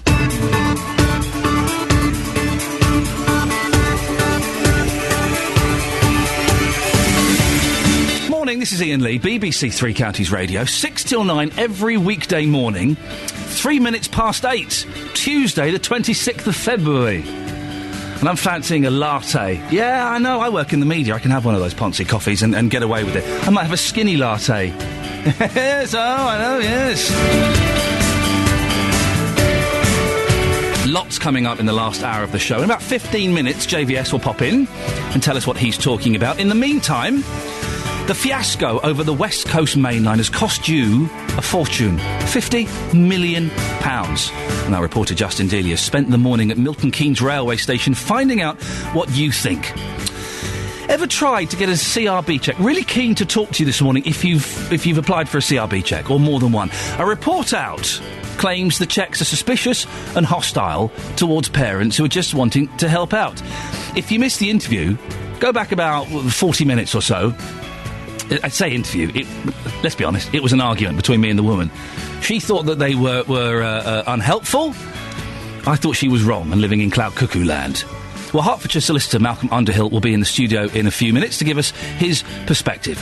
And as you heard in the news, a Bedford man is calling for the council to adopt a zero-sex entertainment policy in the borough. He claims strip clubs fuel sexism and racism. Well, I'll be speaking to Gemma, she's a lap dancer from Luton, to see if she agrees. I'm guessing she probably won't. If you want to get in touch, facebook.com. You're busy on the Facebook this morning.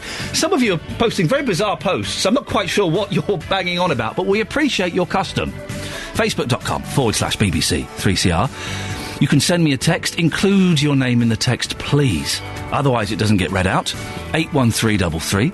Start your text 3CR. And look, again, the top of the hour, a completely clean switchboard. Now is the perfect time to give us a call. 08459 455 555. BBC Three Counties Radio. The collapse of the contract to run the West Coast Main Line through Watford and Milton Keynes has cost the taxpayer at least £50 million, and that's a Conservative estimate. That's according to a report by MPs. The Public Accounts Committee has warned that the figure will probably rise. Our reporter Justin Dealey has been out talking to passengers. Well, Sean, you go from Milton Keynes to Chester twice a week. What's your reaction to the news that we're hearing this morning? £50 million of taxpayers' money. It's outrageous. Unbelievable. Complete waste. At a time when the country's going through hard times, you know, that money can be better spent elsewhere. NHS, teaching, schools. It's outrageous. And how is the service as we currently stand? I think it's great. It's never let me down. Always on time. Clean, tidy trains. What more can you want? So Virgin have got it for a bit longer. You'd certainly hope that they would continue to run that service, because you as a commuter, it serves you well twice a week and you pretty much always get there on time. See no reason to change it, right? It does the job, does it well. Well, Dan, you're travelling to Crewe twice a week. It's a long way. You've heard the news this morning about £50 million of taxpayers' money. Like many people here, you're not happy about that, are you? Yeah, it's an absolute scandal. It's money down the drain. £50 million for nothing, just through mishandling a contract. It should have been routine admin. And somebody needs to be held accountable for it. And on the whole, are you happy with the service still? The Virgin service is excellent. Yeah, it's generally on time. I see I'm a couple of minutes late today, but that's the exception. Comfortable trains, there's enough capacity on the trains. Can't really complain about Virgin at all. Well, sir, you're about to board the Chester train this morning. £50 million of taxpayers' money wasted on this fiasco. As a user, what's your reaction to that? It's obviously deeply concerning. That amount of money has been wasted avoidably on a wasted procurement. Is there any excuse for this at all, do you think? Not really. None's been offered thus far, which is persuasive. Whenever I come here, people always say to me, the service on Virgin trains has always been fantastic. Would you go along with that? Yeah, generally. It's, there's always going to be problems, but generally it's very reliable. And just lastly, £50 million, if that wasn't wasted on this fiasco, how would you spend that money in this country? It's always very difficult to answer that, but there's obviously a whole range of other beneficial projects that the money can be invested in. What would be your top priority? Put you on the spot now. Probably reduction of debt. Philip, you've got a long journey ahead of you, off to Liverpool on Virgin Trains today. The £50 million we're talking about, can you tell me what you think about that? Yeah, I just think the £50 million just seems a drop in the ocean to the government, and £50 million to spend on something like this and a fiasco is just incredible, really. With all the problems that we've got nowadays with the economy and everything else, £50 million has just seemed to be wiped off, and it just seems nothing. Every time I come here, there really seems to be a bad taste about this. People just can't really understand how this has happened. No, I just think it's like a lot of things, to be honest. It just seems to be that there's only one thing after another, and it's just another thing. If you're talking about £50 million, as I mentioned, it's just one thing after another, and it just seems to be, it's just one of those things that's happened, and let's just wipe it under the carpet. Something else that happened to take its place, and it'll just get forgotten about, but it's not one of those things that can be forgotten about. Simply not good enough. No, it's not good enough, and to be honest, the service that we had before with Virgin was absolutely fine. I didn't see any reason to change it. Excellent stuff there, Justin Dealey. Thank you very much. We've been talking about CRB checks. This report says that they're unhelpful and it's not fair, and we shouldn't be checking people who are working with kids. And oh, come on, get a grip. I want to make sure it's a flawed system. I want to make sure my two boys are as safe as possible. Chris is in Dunstable. Morning, Chris. Good morning. What do you think about CRB checks? Well, I actually agree with them. I've worked in the health and social care industry for 20-odd years. Just to answer your question about the Iain Huntley, they came in after he committed those gross acts of murder on those two young girls. They had what they call a Bishard inquiry sometime after that happened. He actually revolutionised it. And obviously, it's now in place. But can I just make 2 points? Yes. People that work in the health and social care industry, be whether it's administration or in care, they have to have them. They do weed people out. We do have policies in place and procedures like safeguarding on vulnerable adults. Anybody who commits an act of gross indecency, be whether it's a financial abuse or physical abuse, is on that list. You cannot cheat the system. They do work. So the report that's been brought out, to me personally, is an absolute load of rubbish. Well, one of the arguments that the lady I was speaking to was saying was that they only show you if you've been caught. And also, if you get a clean CRB today, you can go and do something this afternoon and it won't show up for 3 years. Well, I have to say, I have known people who've been in trouble, not anything serious, who've had cautions by the police, and they're still on their CRBs and they stay on there for life. Any conviction you have, be whether it's a caution, it could be for assault, it could be for shop theft, they stay on your record for life. So they do work. Yes, there probably are people out there that have probably slipped out of the system over the years. Yes. But I find it very hard to believe nowadays that you would get away with our without it. All right, Chris, listen, thank you very much indeed. We just want to clarify this Ian Huntley CRB thing. Producer Laura, you've been looking into this, have you? Yeah, we have. It would seem that there were just months actually in the timeline on this. According to the Bishard Inquiry report, which Chris and Dunstable just mentioned there, apparently there were serious errors in the handling of Ian Huntley's vetting check as a result of problems in the Cambridgeshire Constabulary's local CRB. They'd only just been put in place a few months before. So they started before Huntley was convicted, yeah, right? But okay. It was a matter of a few months, and then following what happened with Ian Huntley, checks then became a lot more serious. The errors in the constabulary were flagged up, and it went forward from there. Okay, excellent stuff, Producer Laura. Thank you very much indeed. Carol's emailed in. Do we really need a CRB check for everyone coming into contact with a child if they're not ever going to be left alone with a child? I think not. Only if they're left alone, which most parents will not be able to do. It's about common sense, surely. CRB checks are very expensive for local authorities and small clubs in particular, like Scouts, are hit hard by them. Carol, sorry, are you saying that CRB checks shouldn't be in place for the Scouts?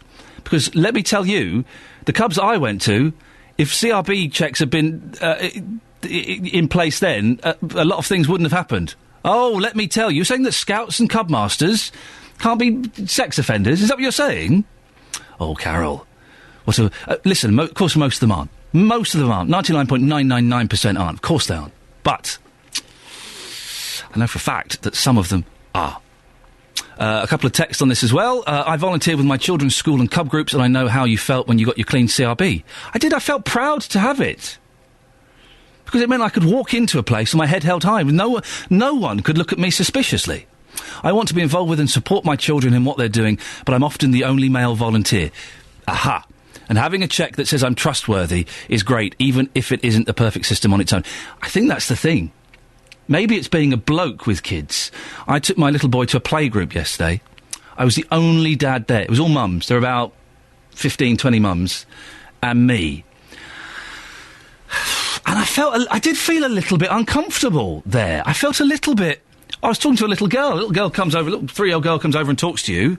What do? You can't talk to you, I'm a bloke. I was talking to her and I felt, got to make sure that they can see I'm with my kids so they don't think I've just wandered in.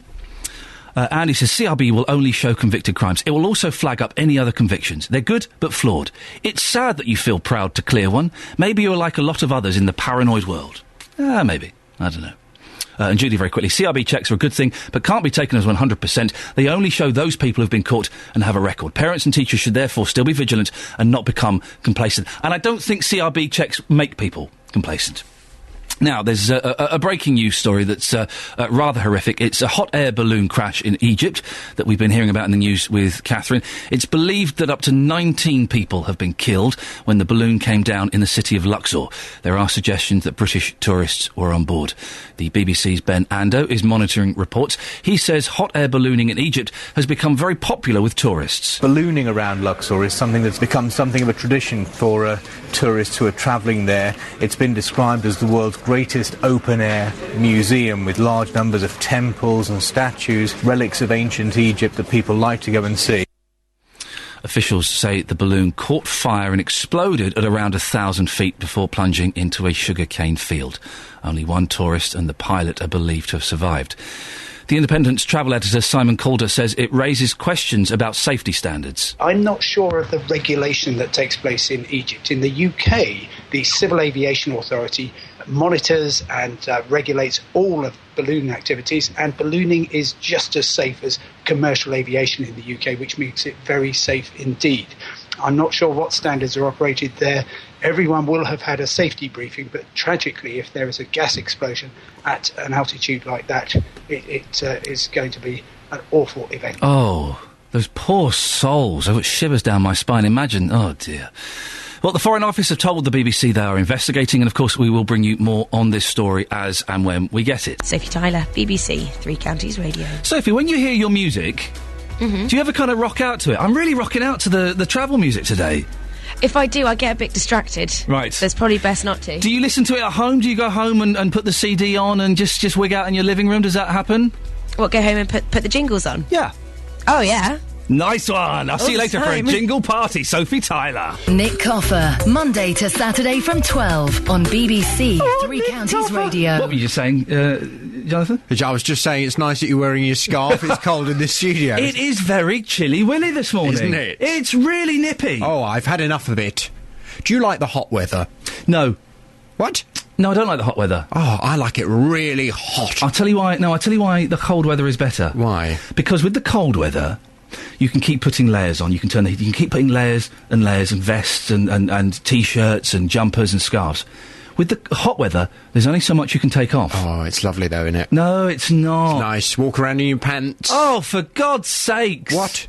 No, it's awful. When it's hot, you just lie there and you sweat. Oh, you wait. In August, I'll be coming in my pants. You will not be coming anywhere near me in your pants. Why not? I do not want to see you in your pants. I don't want you coming in your pants. If it's hot, then I'll be wearing my pants. Not in the studio, you won't. Honestly, I do not. Not in this studio. I don't want to. Have you ever applied for the CRB? No. I've had to apply for one. Have you? Yeah, I did, and I was proud to get a clean one. Right, yes. Well, I've heard you getting very heated about this morning, and from 9, yes. If it's all right with you, we're going to continue this on the big phone-in. Do I get any money when you steal our... No. Ah. And it's not stealing, we're taking it on. Coming up at 9, do CRB checks do more harm than good?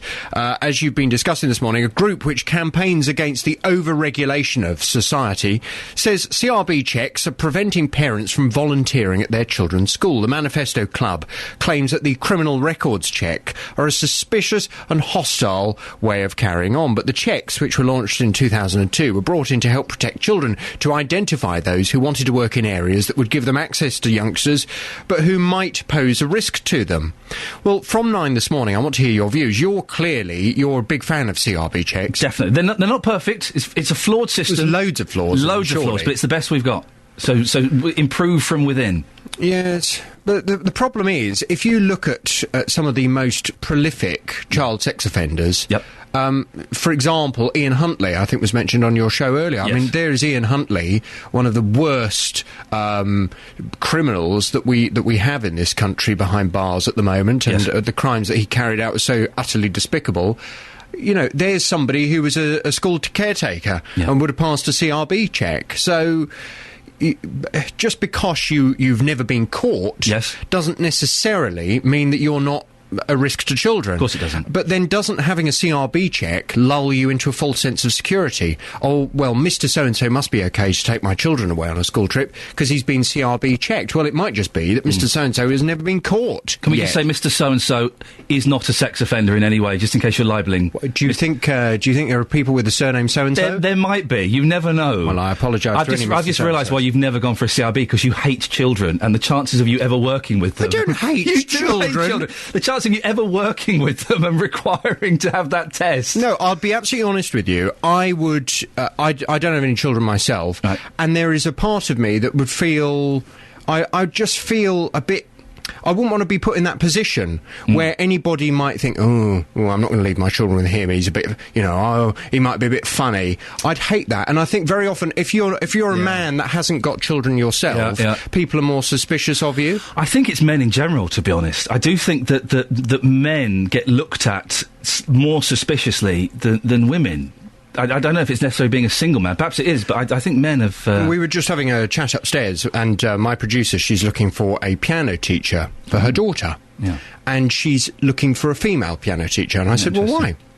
She said, well, I'd feel happier if it was a female piano teacher than a male. Well, as a man, that makes me feel very sad for other very good male piano teachers who would be instantly dismissed. Richard Clayderman would be dismissed. Because there are a handful of people that you wouldn't want to leave around your children. Jonathan, I'm going to have to ask you to leave the studio, because we've got Nadine Dorris on, and I want to get to her as quickly as I can, so... You go for it. Thank you very much. That's Jonathan Vernon-Smith. 08459 455 555 is the telephone number if you want to give us a call. Now, A man from Bedford is calling for the council to change its policy to sex entertainment. The council's consultation on its policy for licensing sex entertainment venues ends today after 3 months. So far, the borough has no sex entertainment venues in the area, and the former councillor Peter Chiswell wants to make sure it stays that way. I spoke to him a little bit earlier. And as far as these strip clubs are concerned, I've been to numerous before, and you know, you get strip clubs and you get strip clubs. The ones I've been to can be very raucous, but that's back in South Africa. Here, I've never been. I've been to 1 or 2 in UK here, and they've been very clean. They are controlled. The ladies that work there are sometimes university students that are going to make their ends meet. That, of course, wasn't Peter Chiswell, who wants to get rid of sex clubs. That was John in Houghton Regis, who's called in and said they're not too bad. This is the former councillor Peter Chiswell, who wants to make sure that there are no more sex entertainment venues in the area. Well, there's a whole lot of problems, really. Just a few of them would be the women are exploited, there's harassment, assaults, there's racism. There's real sorts of problems attached with these clubs. I have this myth, this fantasy I hear once or twice, but it's just another business. Well, it certainly isn't. There's one example of a girl called Liz. She says men would come in and ask the manager, did she have any black girls? She'd be wheeled over like a prize cow. That's a quote. Well, with us now is Mid-Beds MP Nadine Dorris, who's been calling for Parliament to listen to local residents in these situations. Good morning, Nadine. Good morning. And we've also got in the studio with me Gemma, who is... Gemma, you are a dancer at a strip club, aren't you? I am indeed. OK, well, Nadine, let's start with you. What's the problem with these places? Gosh, well, where do I start? OK, let's start with normalisation. One of the big issues, I think, is that, and you know, personally, I have no issue with strip clubs or lap dancing clubs or whatever, but it's about the location and appropriateness of where they are. And what we've seen just recently is almost an invasion, not just in Bedfordshire, but across the UK, of SEV, sexual entertainment venues, licences being granted in inappropriate locations, such as, in my constituency, right slap bang in the middle of one of our prettiest market towns, Ampthill. And across the UK, it's happening on the high street. And what we're seeing is like this creeping normalisation that, you know, you have your Tesco's Express, then you have your sexual entertainment venue, and then you have your, you know, card shop or whatever. And it's kind of, over a period of time, it's becoming acceptable that this is what you see in the high street. And it isn't acceptable, actually, because there are large numbers of people who are offended by having their high street or their village taken over by such an inappropriate application. They're very discreet, these places, aren't they? They don't have pictures of nudie women outside or anything like that. No, well, they don't, because they're not allowed to bypass the conditions which are laid down when they're granted their licence. But as soon as dusk comes, then the whole ambience and the atmosphere, the street on which they're placed, alters and changes.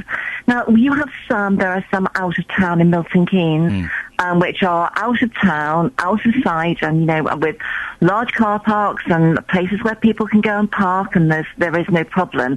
And local residents don't have to see it or experience it. And that's fine.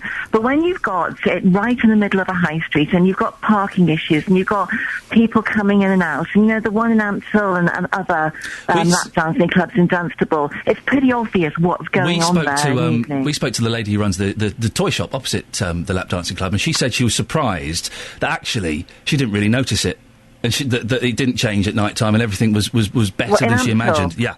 There isn't a toy shop opposite the lap dancing club. There's a toy shop near it, isn't there? Well, not in the same street. Round the corner and going up out of town there is, but it's not opposite. But it's in the same town, and she said that she hadn't really noticed any change, and that she was surprised by how discreet it was. Yeah, well, I wouldn't agree. And I think probably... No, but that's her opinion, though, Nadine. She's entitled to her opinion. But can I just say, I've actually seen that lady only the other day opening her toy shop, and she actually comes in on a completely different part of town, opens her toy shop, and she probably goes before it's even started to Nadine, hang on a second. Work. Nadine, that's not fair. She works in the town. She runs a shop in the town. She's part of the town. You can't dismiss her. One voice in the town, You can't dismiss her because she disagrees with you, can you? No, I absolutely do not. But I would say she's not opposite the lap dancing club. And she may be one person in the town, but I can tell you that the majority of people who live in that town are totally opposed to it, and their voice should count. And that's why I have applied for a 10-minute rule bill and reapplied for, and I will keep going until I get one. A bill going to be put into Parliament that gives local residents, if more than 50% of people complain or object to a licence for a sexual entertainment venue, then the local council have to immediately reject that application. I think she is opposite the lap dancing club. So shop has moved. Oh, well, there must be two toy shops then within yards of each other. There we go. And let me just put some of these points to Gemma, who is a dancer at the After 8 Strip Club in Luton. The location, having them in high streets, Gemma, is normalising the sexualisation of women, and it's we don't want to see them next to a Clinton's and a Tesco Express, do we? Well, no, I can understand where they're coming from. I mean, our club is quite discreet. You know, it's people walk past and don't even know it's there. You know, you go downstairs into it. It's quite discreet where we are. You know, we're not smack bang right in the middle of town. You know, like I said, unless you can walk past it and don't even know that it's actually existing. You're being exploited. I've never felt exploited. I've never experienced racism. I've never been harassed. I've never had no problems in my 8 years' experience. And that's the thing, isn't it, Nadine? Gemma seems like a sensible young lady. If she's earning a living and is enjoying it and isn't being exploited, then why should we deny her that? No, I'm not. I'm not saying Gemma shouldn't do. You know, good luck to Gemma. If she's making a living doing that's what she's doing, what she wants to do, then good for her. What I'm saying is that they kind of, and Gemma has just said herself that the lap dancing club she works in isn't right in the middle of a town. My particular issue is with lap dancing clubs which are right in the middle of residential locations. That's inappropriate and they shouldn't be there. And that's why I have become involved. I've never been involved in this issue until in the past 2 years, when it's not just in Bedfordshire but in high streets across the UK, there is this whole process of normalising the fact that it's okay to have lap dancing clubs right in the middle of a high street. That's not what the British high street's about. That's not what residential areas are about. It's not what people want. Keep lap dancing clubs, but keep them in appropriate locations out of town. Nadine, always lovely to talk to you. Thank you for coming on. I know you're very busy. Mid-Beds MP Nadine Dorris. Gemma, can you stick around for a bit and we'll speak to you after the news? Yep. 08459 455 555. What do you think? You got a problem with lap dancing clubs? Would you want one in your high street? On FM, AM and online. BBC Three Counties Radio. Morning, this is Iain Lee, BBC Three Counties Radio. Lots to cram in the last 30 minutes of the show, and we're talking at the moment about sex clubs after a gentleman from Bedford is calling for the council to change its policy to sex entertainment. Peter Chiswell wants to make sure that the borough has a no-sex entertainment venue policy in the area. Well, we're joined by Gemma, who is a dancer at the After 8 Strip Club in Luton. Morning, Gemma. Hi, how are you? Yeah, I'm good, thank you. But Peter, earlier on in the show, said that lap dancing clubs promote sexism and racism. Well, in my 8 years' experience, I've worked in quite a lot of clubs. I've never had trouble with any of that. Not in or out of the club, you know, whether it's to do with my job or anything. I think if it's going to happen, it's going to happen. It doesn't mean just because you work in a strip club or any of these sorts of clubs that it's going to happen to you. It can happen to anyone, you know. You can't blame a strip club for that sort of behaviour, you know. I've noticed you've got an engagement ring on. I have. Are you engaged? It's only because I can't wear it on the same ring because they're two different colours. Oh, right. One's gold, one's... So you're not engaged? No. Have you got a boyfriend or anything? Not at the moment, no. Have you had boyfriends? And what do they think about you doing that? Well, you know, obviously I have to tell them straight away, you know. I don't see there's nothing wrong with it, so I've got nothing to hide, you know. And they basically, it's sort of their decision whether they want to take it further or not, you know, if they... Some are a bit funny about it. There's trust issues with the whole dance. Because I can imagine at the start, I'd be like, oh, that's quite exciting. My girlfriend's a dancer. They think it's quite cool. Then as it got a bit more serious, I think, oh, hang on a second. Yeah, when it gets serious, that's when issues might start cropping up. They might not want you to work as much, or they might get a bit jealous. But, you know, at the end of the day, when they meet you, they've got to take you for who you are. They knew this from the beginning. So it's like, if you want to be me, you've got to accept my job. Yeah. You know, that I'm not ashamed of it. I'm not doing nothing wrong, you know. How safe do you feel? Do you not feel threatened or vulnerable at all? At the beginning, probably when I was inexperienced and didn't really know how it worked, then I was. It was very nerve-wracking, very scary. But, you know, 8 years on, I don't have no issues or problems where I work. You know, there's plenty of security. There's cameras in every room. There's all around the club, you know. There's always someone there. There's always someone watching, someone making sure we're okay, you know. So if anything did happen to, you know... if something has started happening in a fight or anything like that, then there's always someone there to look after us. We're never on our own. Even if you can't see someone, there is always someone watching us. Well, this former councillor, Peter Chiswell, he wants to make sure that in Bedford there are no sex entertainment venues at all. What would you say to someone like that? Well, it's not for everyone, obviously, and I can see why they don't want it in the middle of high streets and stuff, which is fair enough. I can understand that, but at the end of the day, we're providing a service for people. It's just a bit of fun at the end of the day. There's no harm in what we're doing. We're just providing a service. We're entertainers. We get parties coming in. We get stag do's coming in. You were telling me that girls come in. We get girls coming in. Because girls come in with their boyfriends. Girls are very interested in what we do. They think they come in and they think it's amazing. They ask you questions. They want to do it themselves, but they just haven't got the guts to try the job out. So they come in and talk to us, and they have a drink. They bring their boyfriends, sometimes even their husbands. Do you do all the upside down stuff on the pole? Yeah. How do you not put your back out? I said that my back's killing me at the moment. Years of practice. Really? Yeah. Years of practice. Blimey, well, keeps you fit. Can you understand though? Because I wouldn't want one. I'm not fussed either way about these clubs, to be completely honest. But I wouldn't want one in my high street. Does that make sense? Does you understand why some people feel like that? I can understand that. I'm totally for that. Yeah. But to stop them all together, I think that would be wrong to stop them all together. Like I said, to me, it's a job. I'm earning a living. We're not doing. There's nothing wrong with what we're doing. It's keeping me fit. I'm earning my own money. I'm independent. What's wrong with that? There's a lot of people that aren't even bothering to work. We've got a text from William from Friars Wash. He says, I live near the Junction 9 strip club. I've not seen any trouble there. Plus, the ladies working there are keeping themselves in money, and they're not a drain on the country. And there is that. You're independent. You're earning a living. Yeah, I don't ask no one for nothing. I do everything myself. I support myself. And I'm earning my own money. What's better than that? Gemma, listen, thank you for coming in. I'm guessing you weren't working last night because you're up bright and early this morning. I had an early night for a change. Gemma, thank you so much for coming in. Thank you very much for having me. 08459 455 555. Across beds, hearts and bucks, this is Iain Lee on BBC Three Counties Radio. Now, it's a very, very busy show this morning. 08459 455 555. If you wanted to help out at your child's school, would you be offended if you had to go through the criminal record checks? Well, research by the Manifesto Club last year showed that more CRB checks, or DBS as they're now known, were carried out in Hertfordshire than in any other county in the country. Some of those included a volunteer Father Christmas and a parent helper for a school disco. Josie Appleton is from the Manifesto Club and urges schools to welcome volunteers rather than subject them to suspicious procedures. Well, I think that as a parent, you go to the school, you drop your kids off, you know all the other kids, etc. So you have a relationship with the school, and then you want to go on a school trip, say 2 weeks hence. In order to do that, you have to have a level of police security clearance, which exceeds that required to sell explosives. And I think that's just over the top. But is that the CRB check? Yes, it's extremely good. It's extremely high security and invasive procedure. Well, you're being slightly sensationalist by saying it's higher than the what you need to sell explosives. Well, it's true in the sense that just requires a search of your criminal records. With a CRB check, it actually goes back through all the local police files to find any kind of accusations against you. Why is that hostile, though? Listen, I've got 2 boys. I'm good. Check everyone that's going on a school trip with my kids. No, I mean, I've got a son as well, and I think that it's not about how many children one has. I think that... No, that's not the point I was making, Josie. What I'm saying is, if anybody is working with my children, I want to make sure they've not got sexual convictions against them. Check them all.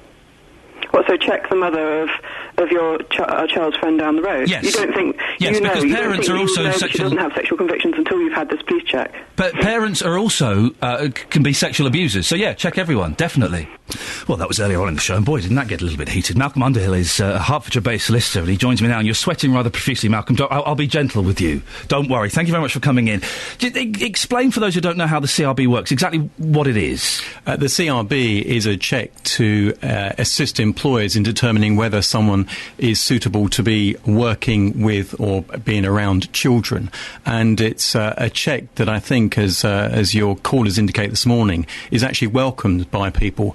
because it brings a level of trust and confidence in the process, so that when parents attend functions and they see other adults there, that they know that those adults who are looking after their children have been properly checked and are safe, and that their children are safe too. And what shows up on the CRB check? Is it everything? Every kind of conviction or caution that you've had, or is it specifically sexual? It will show up all convictions, but that won't necessarily lead to someone being barred from working with children. There has to be an intelligent decision made as to whether someone's record is pertinent to the environment in which they are going to So, work. for example, if I had a shoplifting thing from when I was 16 years old, I would probably still be allowed to go and work in that school with children.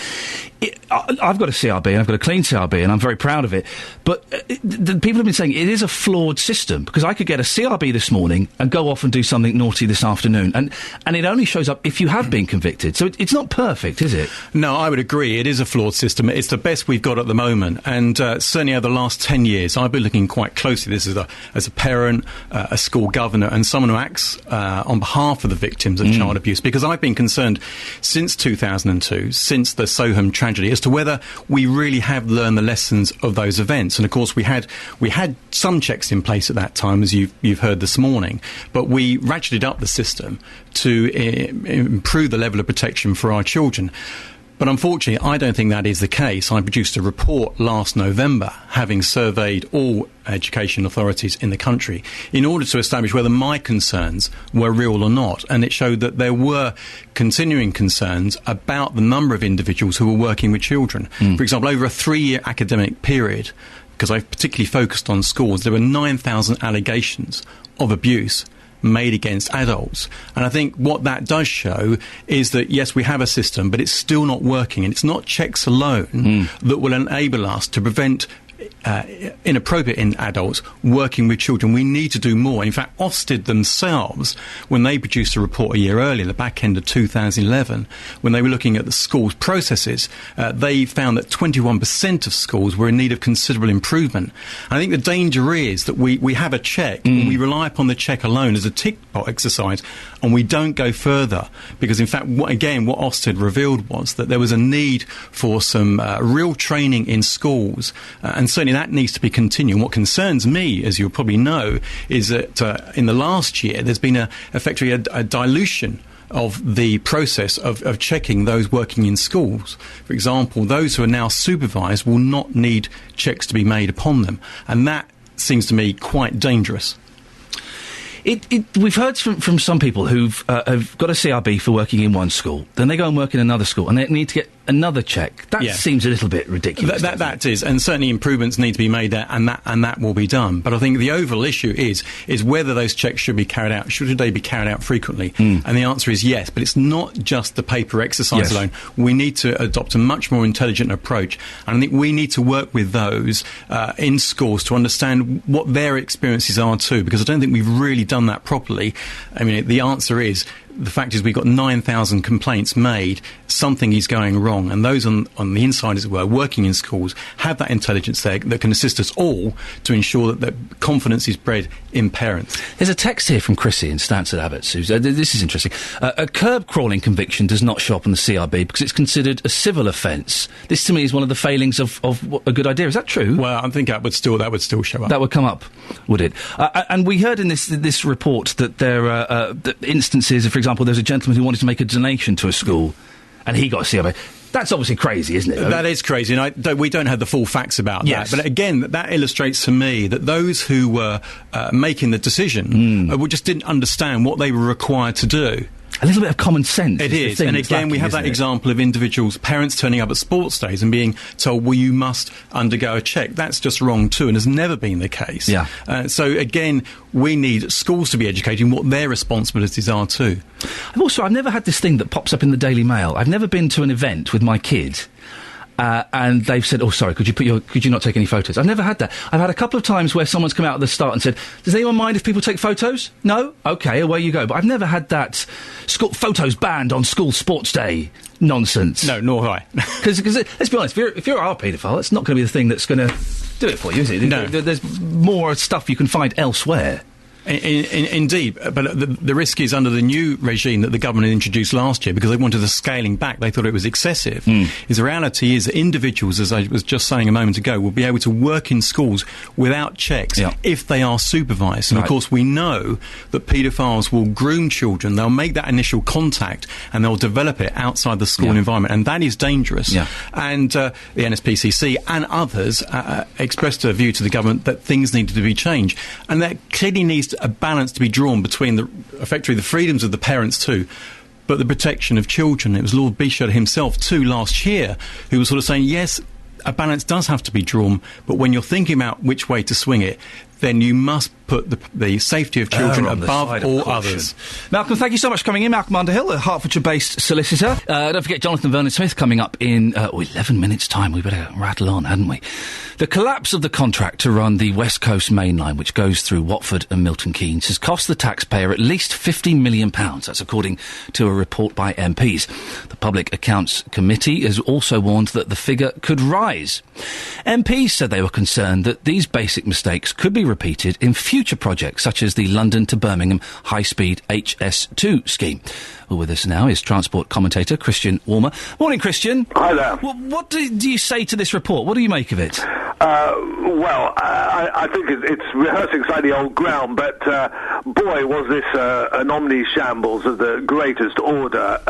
It was really a terrible indictment of the ability of the Department for Transport to allocate contracts, and I do understand why the MPs are worried about the same sort of thing happening on HS2, but it must be said that is a very different type of project being run by a different team and quite far ahead. And but I think most people thought, Christian, this project was being run properly. It turns out that for 3 months there was no one in charge. No, I mean, that's been a problem since this government came into being. They cut back a lot of staff in the Department for Transport, and lo and behold, nobody was in charge of the railways. There used to be a Director General who was in charge of the railways, and then they got rid of that post. They have now actually put somebody in charge, quite rightly, and that was a terrible mistake. The railways are a very important and separate bit of transport and need somebody to be responsible. £50 million at least, probably more. I heard a figure of £100 million earlier. Where did that go? Well, most of it has gone in compensating the bidders. There were 4 bidders involved. The average cost of a bid was around 10 to 12 million pounds. That's pretty daft in itself, and it's one of the reasons why I'm very critical myself of the whole franchise process, because I think it's an awful waste of money. So people would bid £10 million just for the chance? No, they spend £10 million in drawing up a bid in terms of consultants, legal advisors, all that sort of thing. You've got to remember, these contracts are probably worth up to £1,000 million, £1 billion. So if you spend £10 million in trying to get a contract that's worth £1,000 million, you can make probably over the time £100 million profit out of that. So it's worth your while. What can be done now? Could this ever happen again, or will the holes be tightened? Well, I can tell you, some civil servants' bottoms have been spanked very hard, and they are now beefing up the department. But I do think there's a basic flaw in this whole process, and so I am worried that this kind of thing can happen again, because this whole franchise system is actually inherently inefficient. And Branson came out looking like the good guy. When he first started kicking off, I was very much, oh, for goodness sakes, grow up, you big baby. It turns out he was right. I'm afraid, Richard, and I'm afraid I was with you there, and I'm thinking, oh, God, Beard is at it again. I, like you, was completely wrong, and he was quite right. He was very well advised, I somewhat suspect, by his financial people. They spotted the flaws in this, in the bid by his rival, First Group, and they were spot on. Well, good for him. Christian, thank you very much. Christian Walmer, who is a transport commentator. Now on to transport of a different kind, really. Maps. When did you last use a map? The reason we're talking about this, Daily Mail, page, 23, I think it is, 21. A couple have got divorced because she couldn't read a map. Interesting story. Obviously, there's more to it than that. The thing that struck me, though, was they were using maps. I was genuinely shocked that anyone used a map. I threw it out this morning to find out if anybody used maps. Loads of texts and loads of phone calls. Yeah, I use maps. What's your problem? What's your problem? We had a phone call, Tony. The first hour of the show was furious with me. That's out as an audio boo. If you go to, if you follow at BBC3CR or at Iain Lee on Twitter, you'll see the link. Tony, I've never heard anyone so angry about maps. Furious. What planet are you living on? Well, our reporter Justin Dealey has been out finding just how many of you still do use maps. Michaela, when was the last time that you used a map? About 3 or 4 days ago. We was going out for dinner and I needed to find this restaurant place. We put the postcode in the sat-nav and it didn't come up, so I used my phone. I was trying to follow the blue dot on the map and we got completely lost. So did your husband say, come on, for goodness sake? Yes. You can't even use a map? Yes, there was a few blue words on there and told me how stupid I was because I couldn't even follow the dot. What about a paper map? When was the last time you used one of them? Yonks. Absolutely ages ago. No. Your husband said to you, right, do you know what? You may be lovely, Michaela, and I love you very much, but if you can't read a map, we're over. How would you feel about that? Well, if a map's more important than me, then see you later. Lee, you like to use maps. You prefer them to a sat-nav. Can you tell us why? Just easier. You find your way around better. Easier using a map compared to a sat-nav? You don't know where you're going. When you use a sat-nav, you don't take everything in. With a map, at least you're taking stuff in, you think, I mean, 9 times out of 10, you probably know where you're going. So when was the last time that you actually used a map? About 2 weeks ago. And do people look at you as if you're mad when you do use one? Nah, probably getting in the way of them. Like that. You like things the traditional way, don't you? Yeah. Alex, you're all about Google Maps these days, but when was the last time you used a paper map? Can you remember? No. So no use in this year, the year 2013. The paper map, as far as you're concerned, has simply got no use anymore. Well, I like looking at them, but not for actually to try to get anywhere. But I like looking at old maps and things, but I never use one. No. Well, here's somebody who absolutely loves maps. It's Jenny. Jenny, you've got a geography degree. Tell us why you love maps so much. It's just being able to plan ahead where you go without having a disembodied voice telling you and turning you in the wrong direction. You last used a map yesterday. Yeah. And tell us why you hate sat-nav so much. It's having that voice in the background trying to tell me what to do. Turn right. It doesn't work. It doesn't work. It tells you when to turn left and right, because my stepfather uses one. And when there are 3 roads in a row, off to whichever direction you want to go in, forget it. Yeah. You're very passionate about this subject. One final question for you. Is there any excuse for anybody who cannot read a map? Even though sat-navs are out there, is there any excuse for anybody who can't read a map properly? I wouldn't think so, but a lot of my friends can't either. So there must be just some wiring in the brain that doesn't click. We very nearly... Did you hear that? We very nearly got Robot Justin there. He started to do... There's something in that. Can we come up with a feature where Justin is a robot? That's the BBC Three Counties cartographer, Justin Dealey there. On the text, David says, I don't have a sat-nav. My wife turns the map upside down. That drives me nuts. This I'm not being, misogynistic or sexist or anything. Women do that thing where they turn the map the wrong way around. It's also, I've noticed when girls play video games, right, a bloke will sit there and will hold the controller and will stare intently at the screen and not move their hands. The girls, exactly, don't they do that? They move their arms around. I'm turning left, I'm turning right, up. They move their arms. It's obviously something to do with the wiring. And I think it's something to do with the wiring that women are not so sharp, treading very carefully because I'm about to walk up into an office pretty much full of women. They're not so sharp on their left and right. And it's not, aren't women funny when they buy a shoe? I'm not doing, a bad Jeff Green stand-up comedy routine. It's true. I've noticed this. Take the next left, you turn left. No, I meant the other left. What, right? Oh, yeah. Helen in Milton Keynes has texted in. You say women don't know left from right. I do. Prove it. And I always navigate using maps and signposts. Oh, don't get me started on signposts. My 3-year-old. He's just started noticing signposts. What does that signpost mean? Well, it's a red circle with the number 30 in there. Yeah, what does that signpost mean? I've not finished telling you. That one tells us what turnings... Yeah, what does that sign... Let me finish telling you one signpost before you ask what the next ones mean. If it's a circle with a number in, it's a speed limit.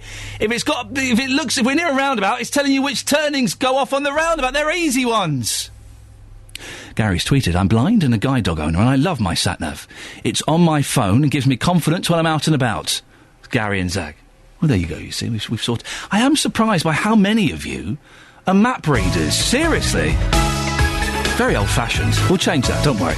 Excellent stuff. Back tomorrow at 6 o'clock. Stick around, though. JVS is up next. Until tomorrow, ta-ta. Getting beds, hearts and bucks talking. This is BBC Three Counties Radio. Thank you, Iain.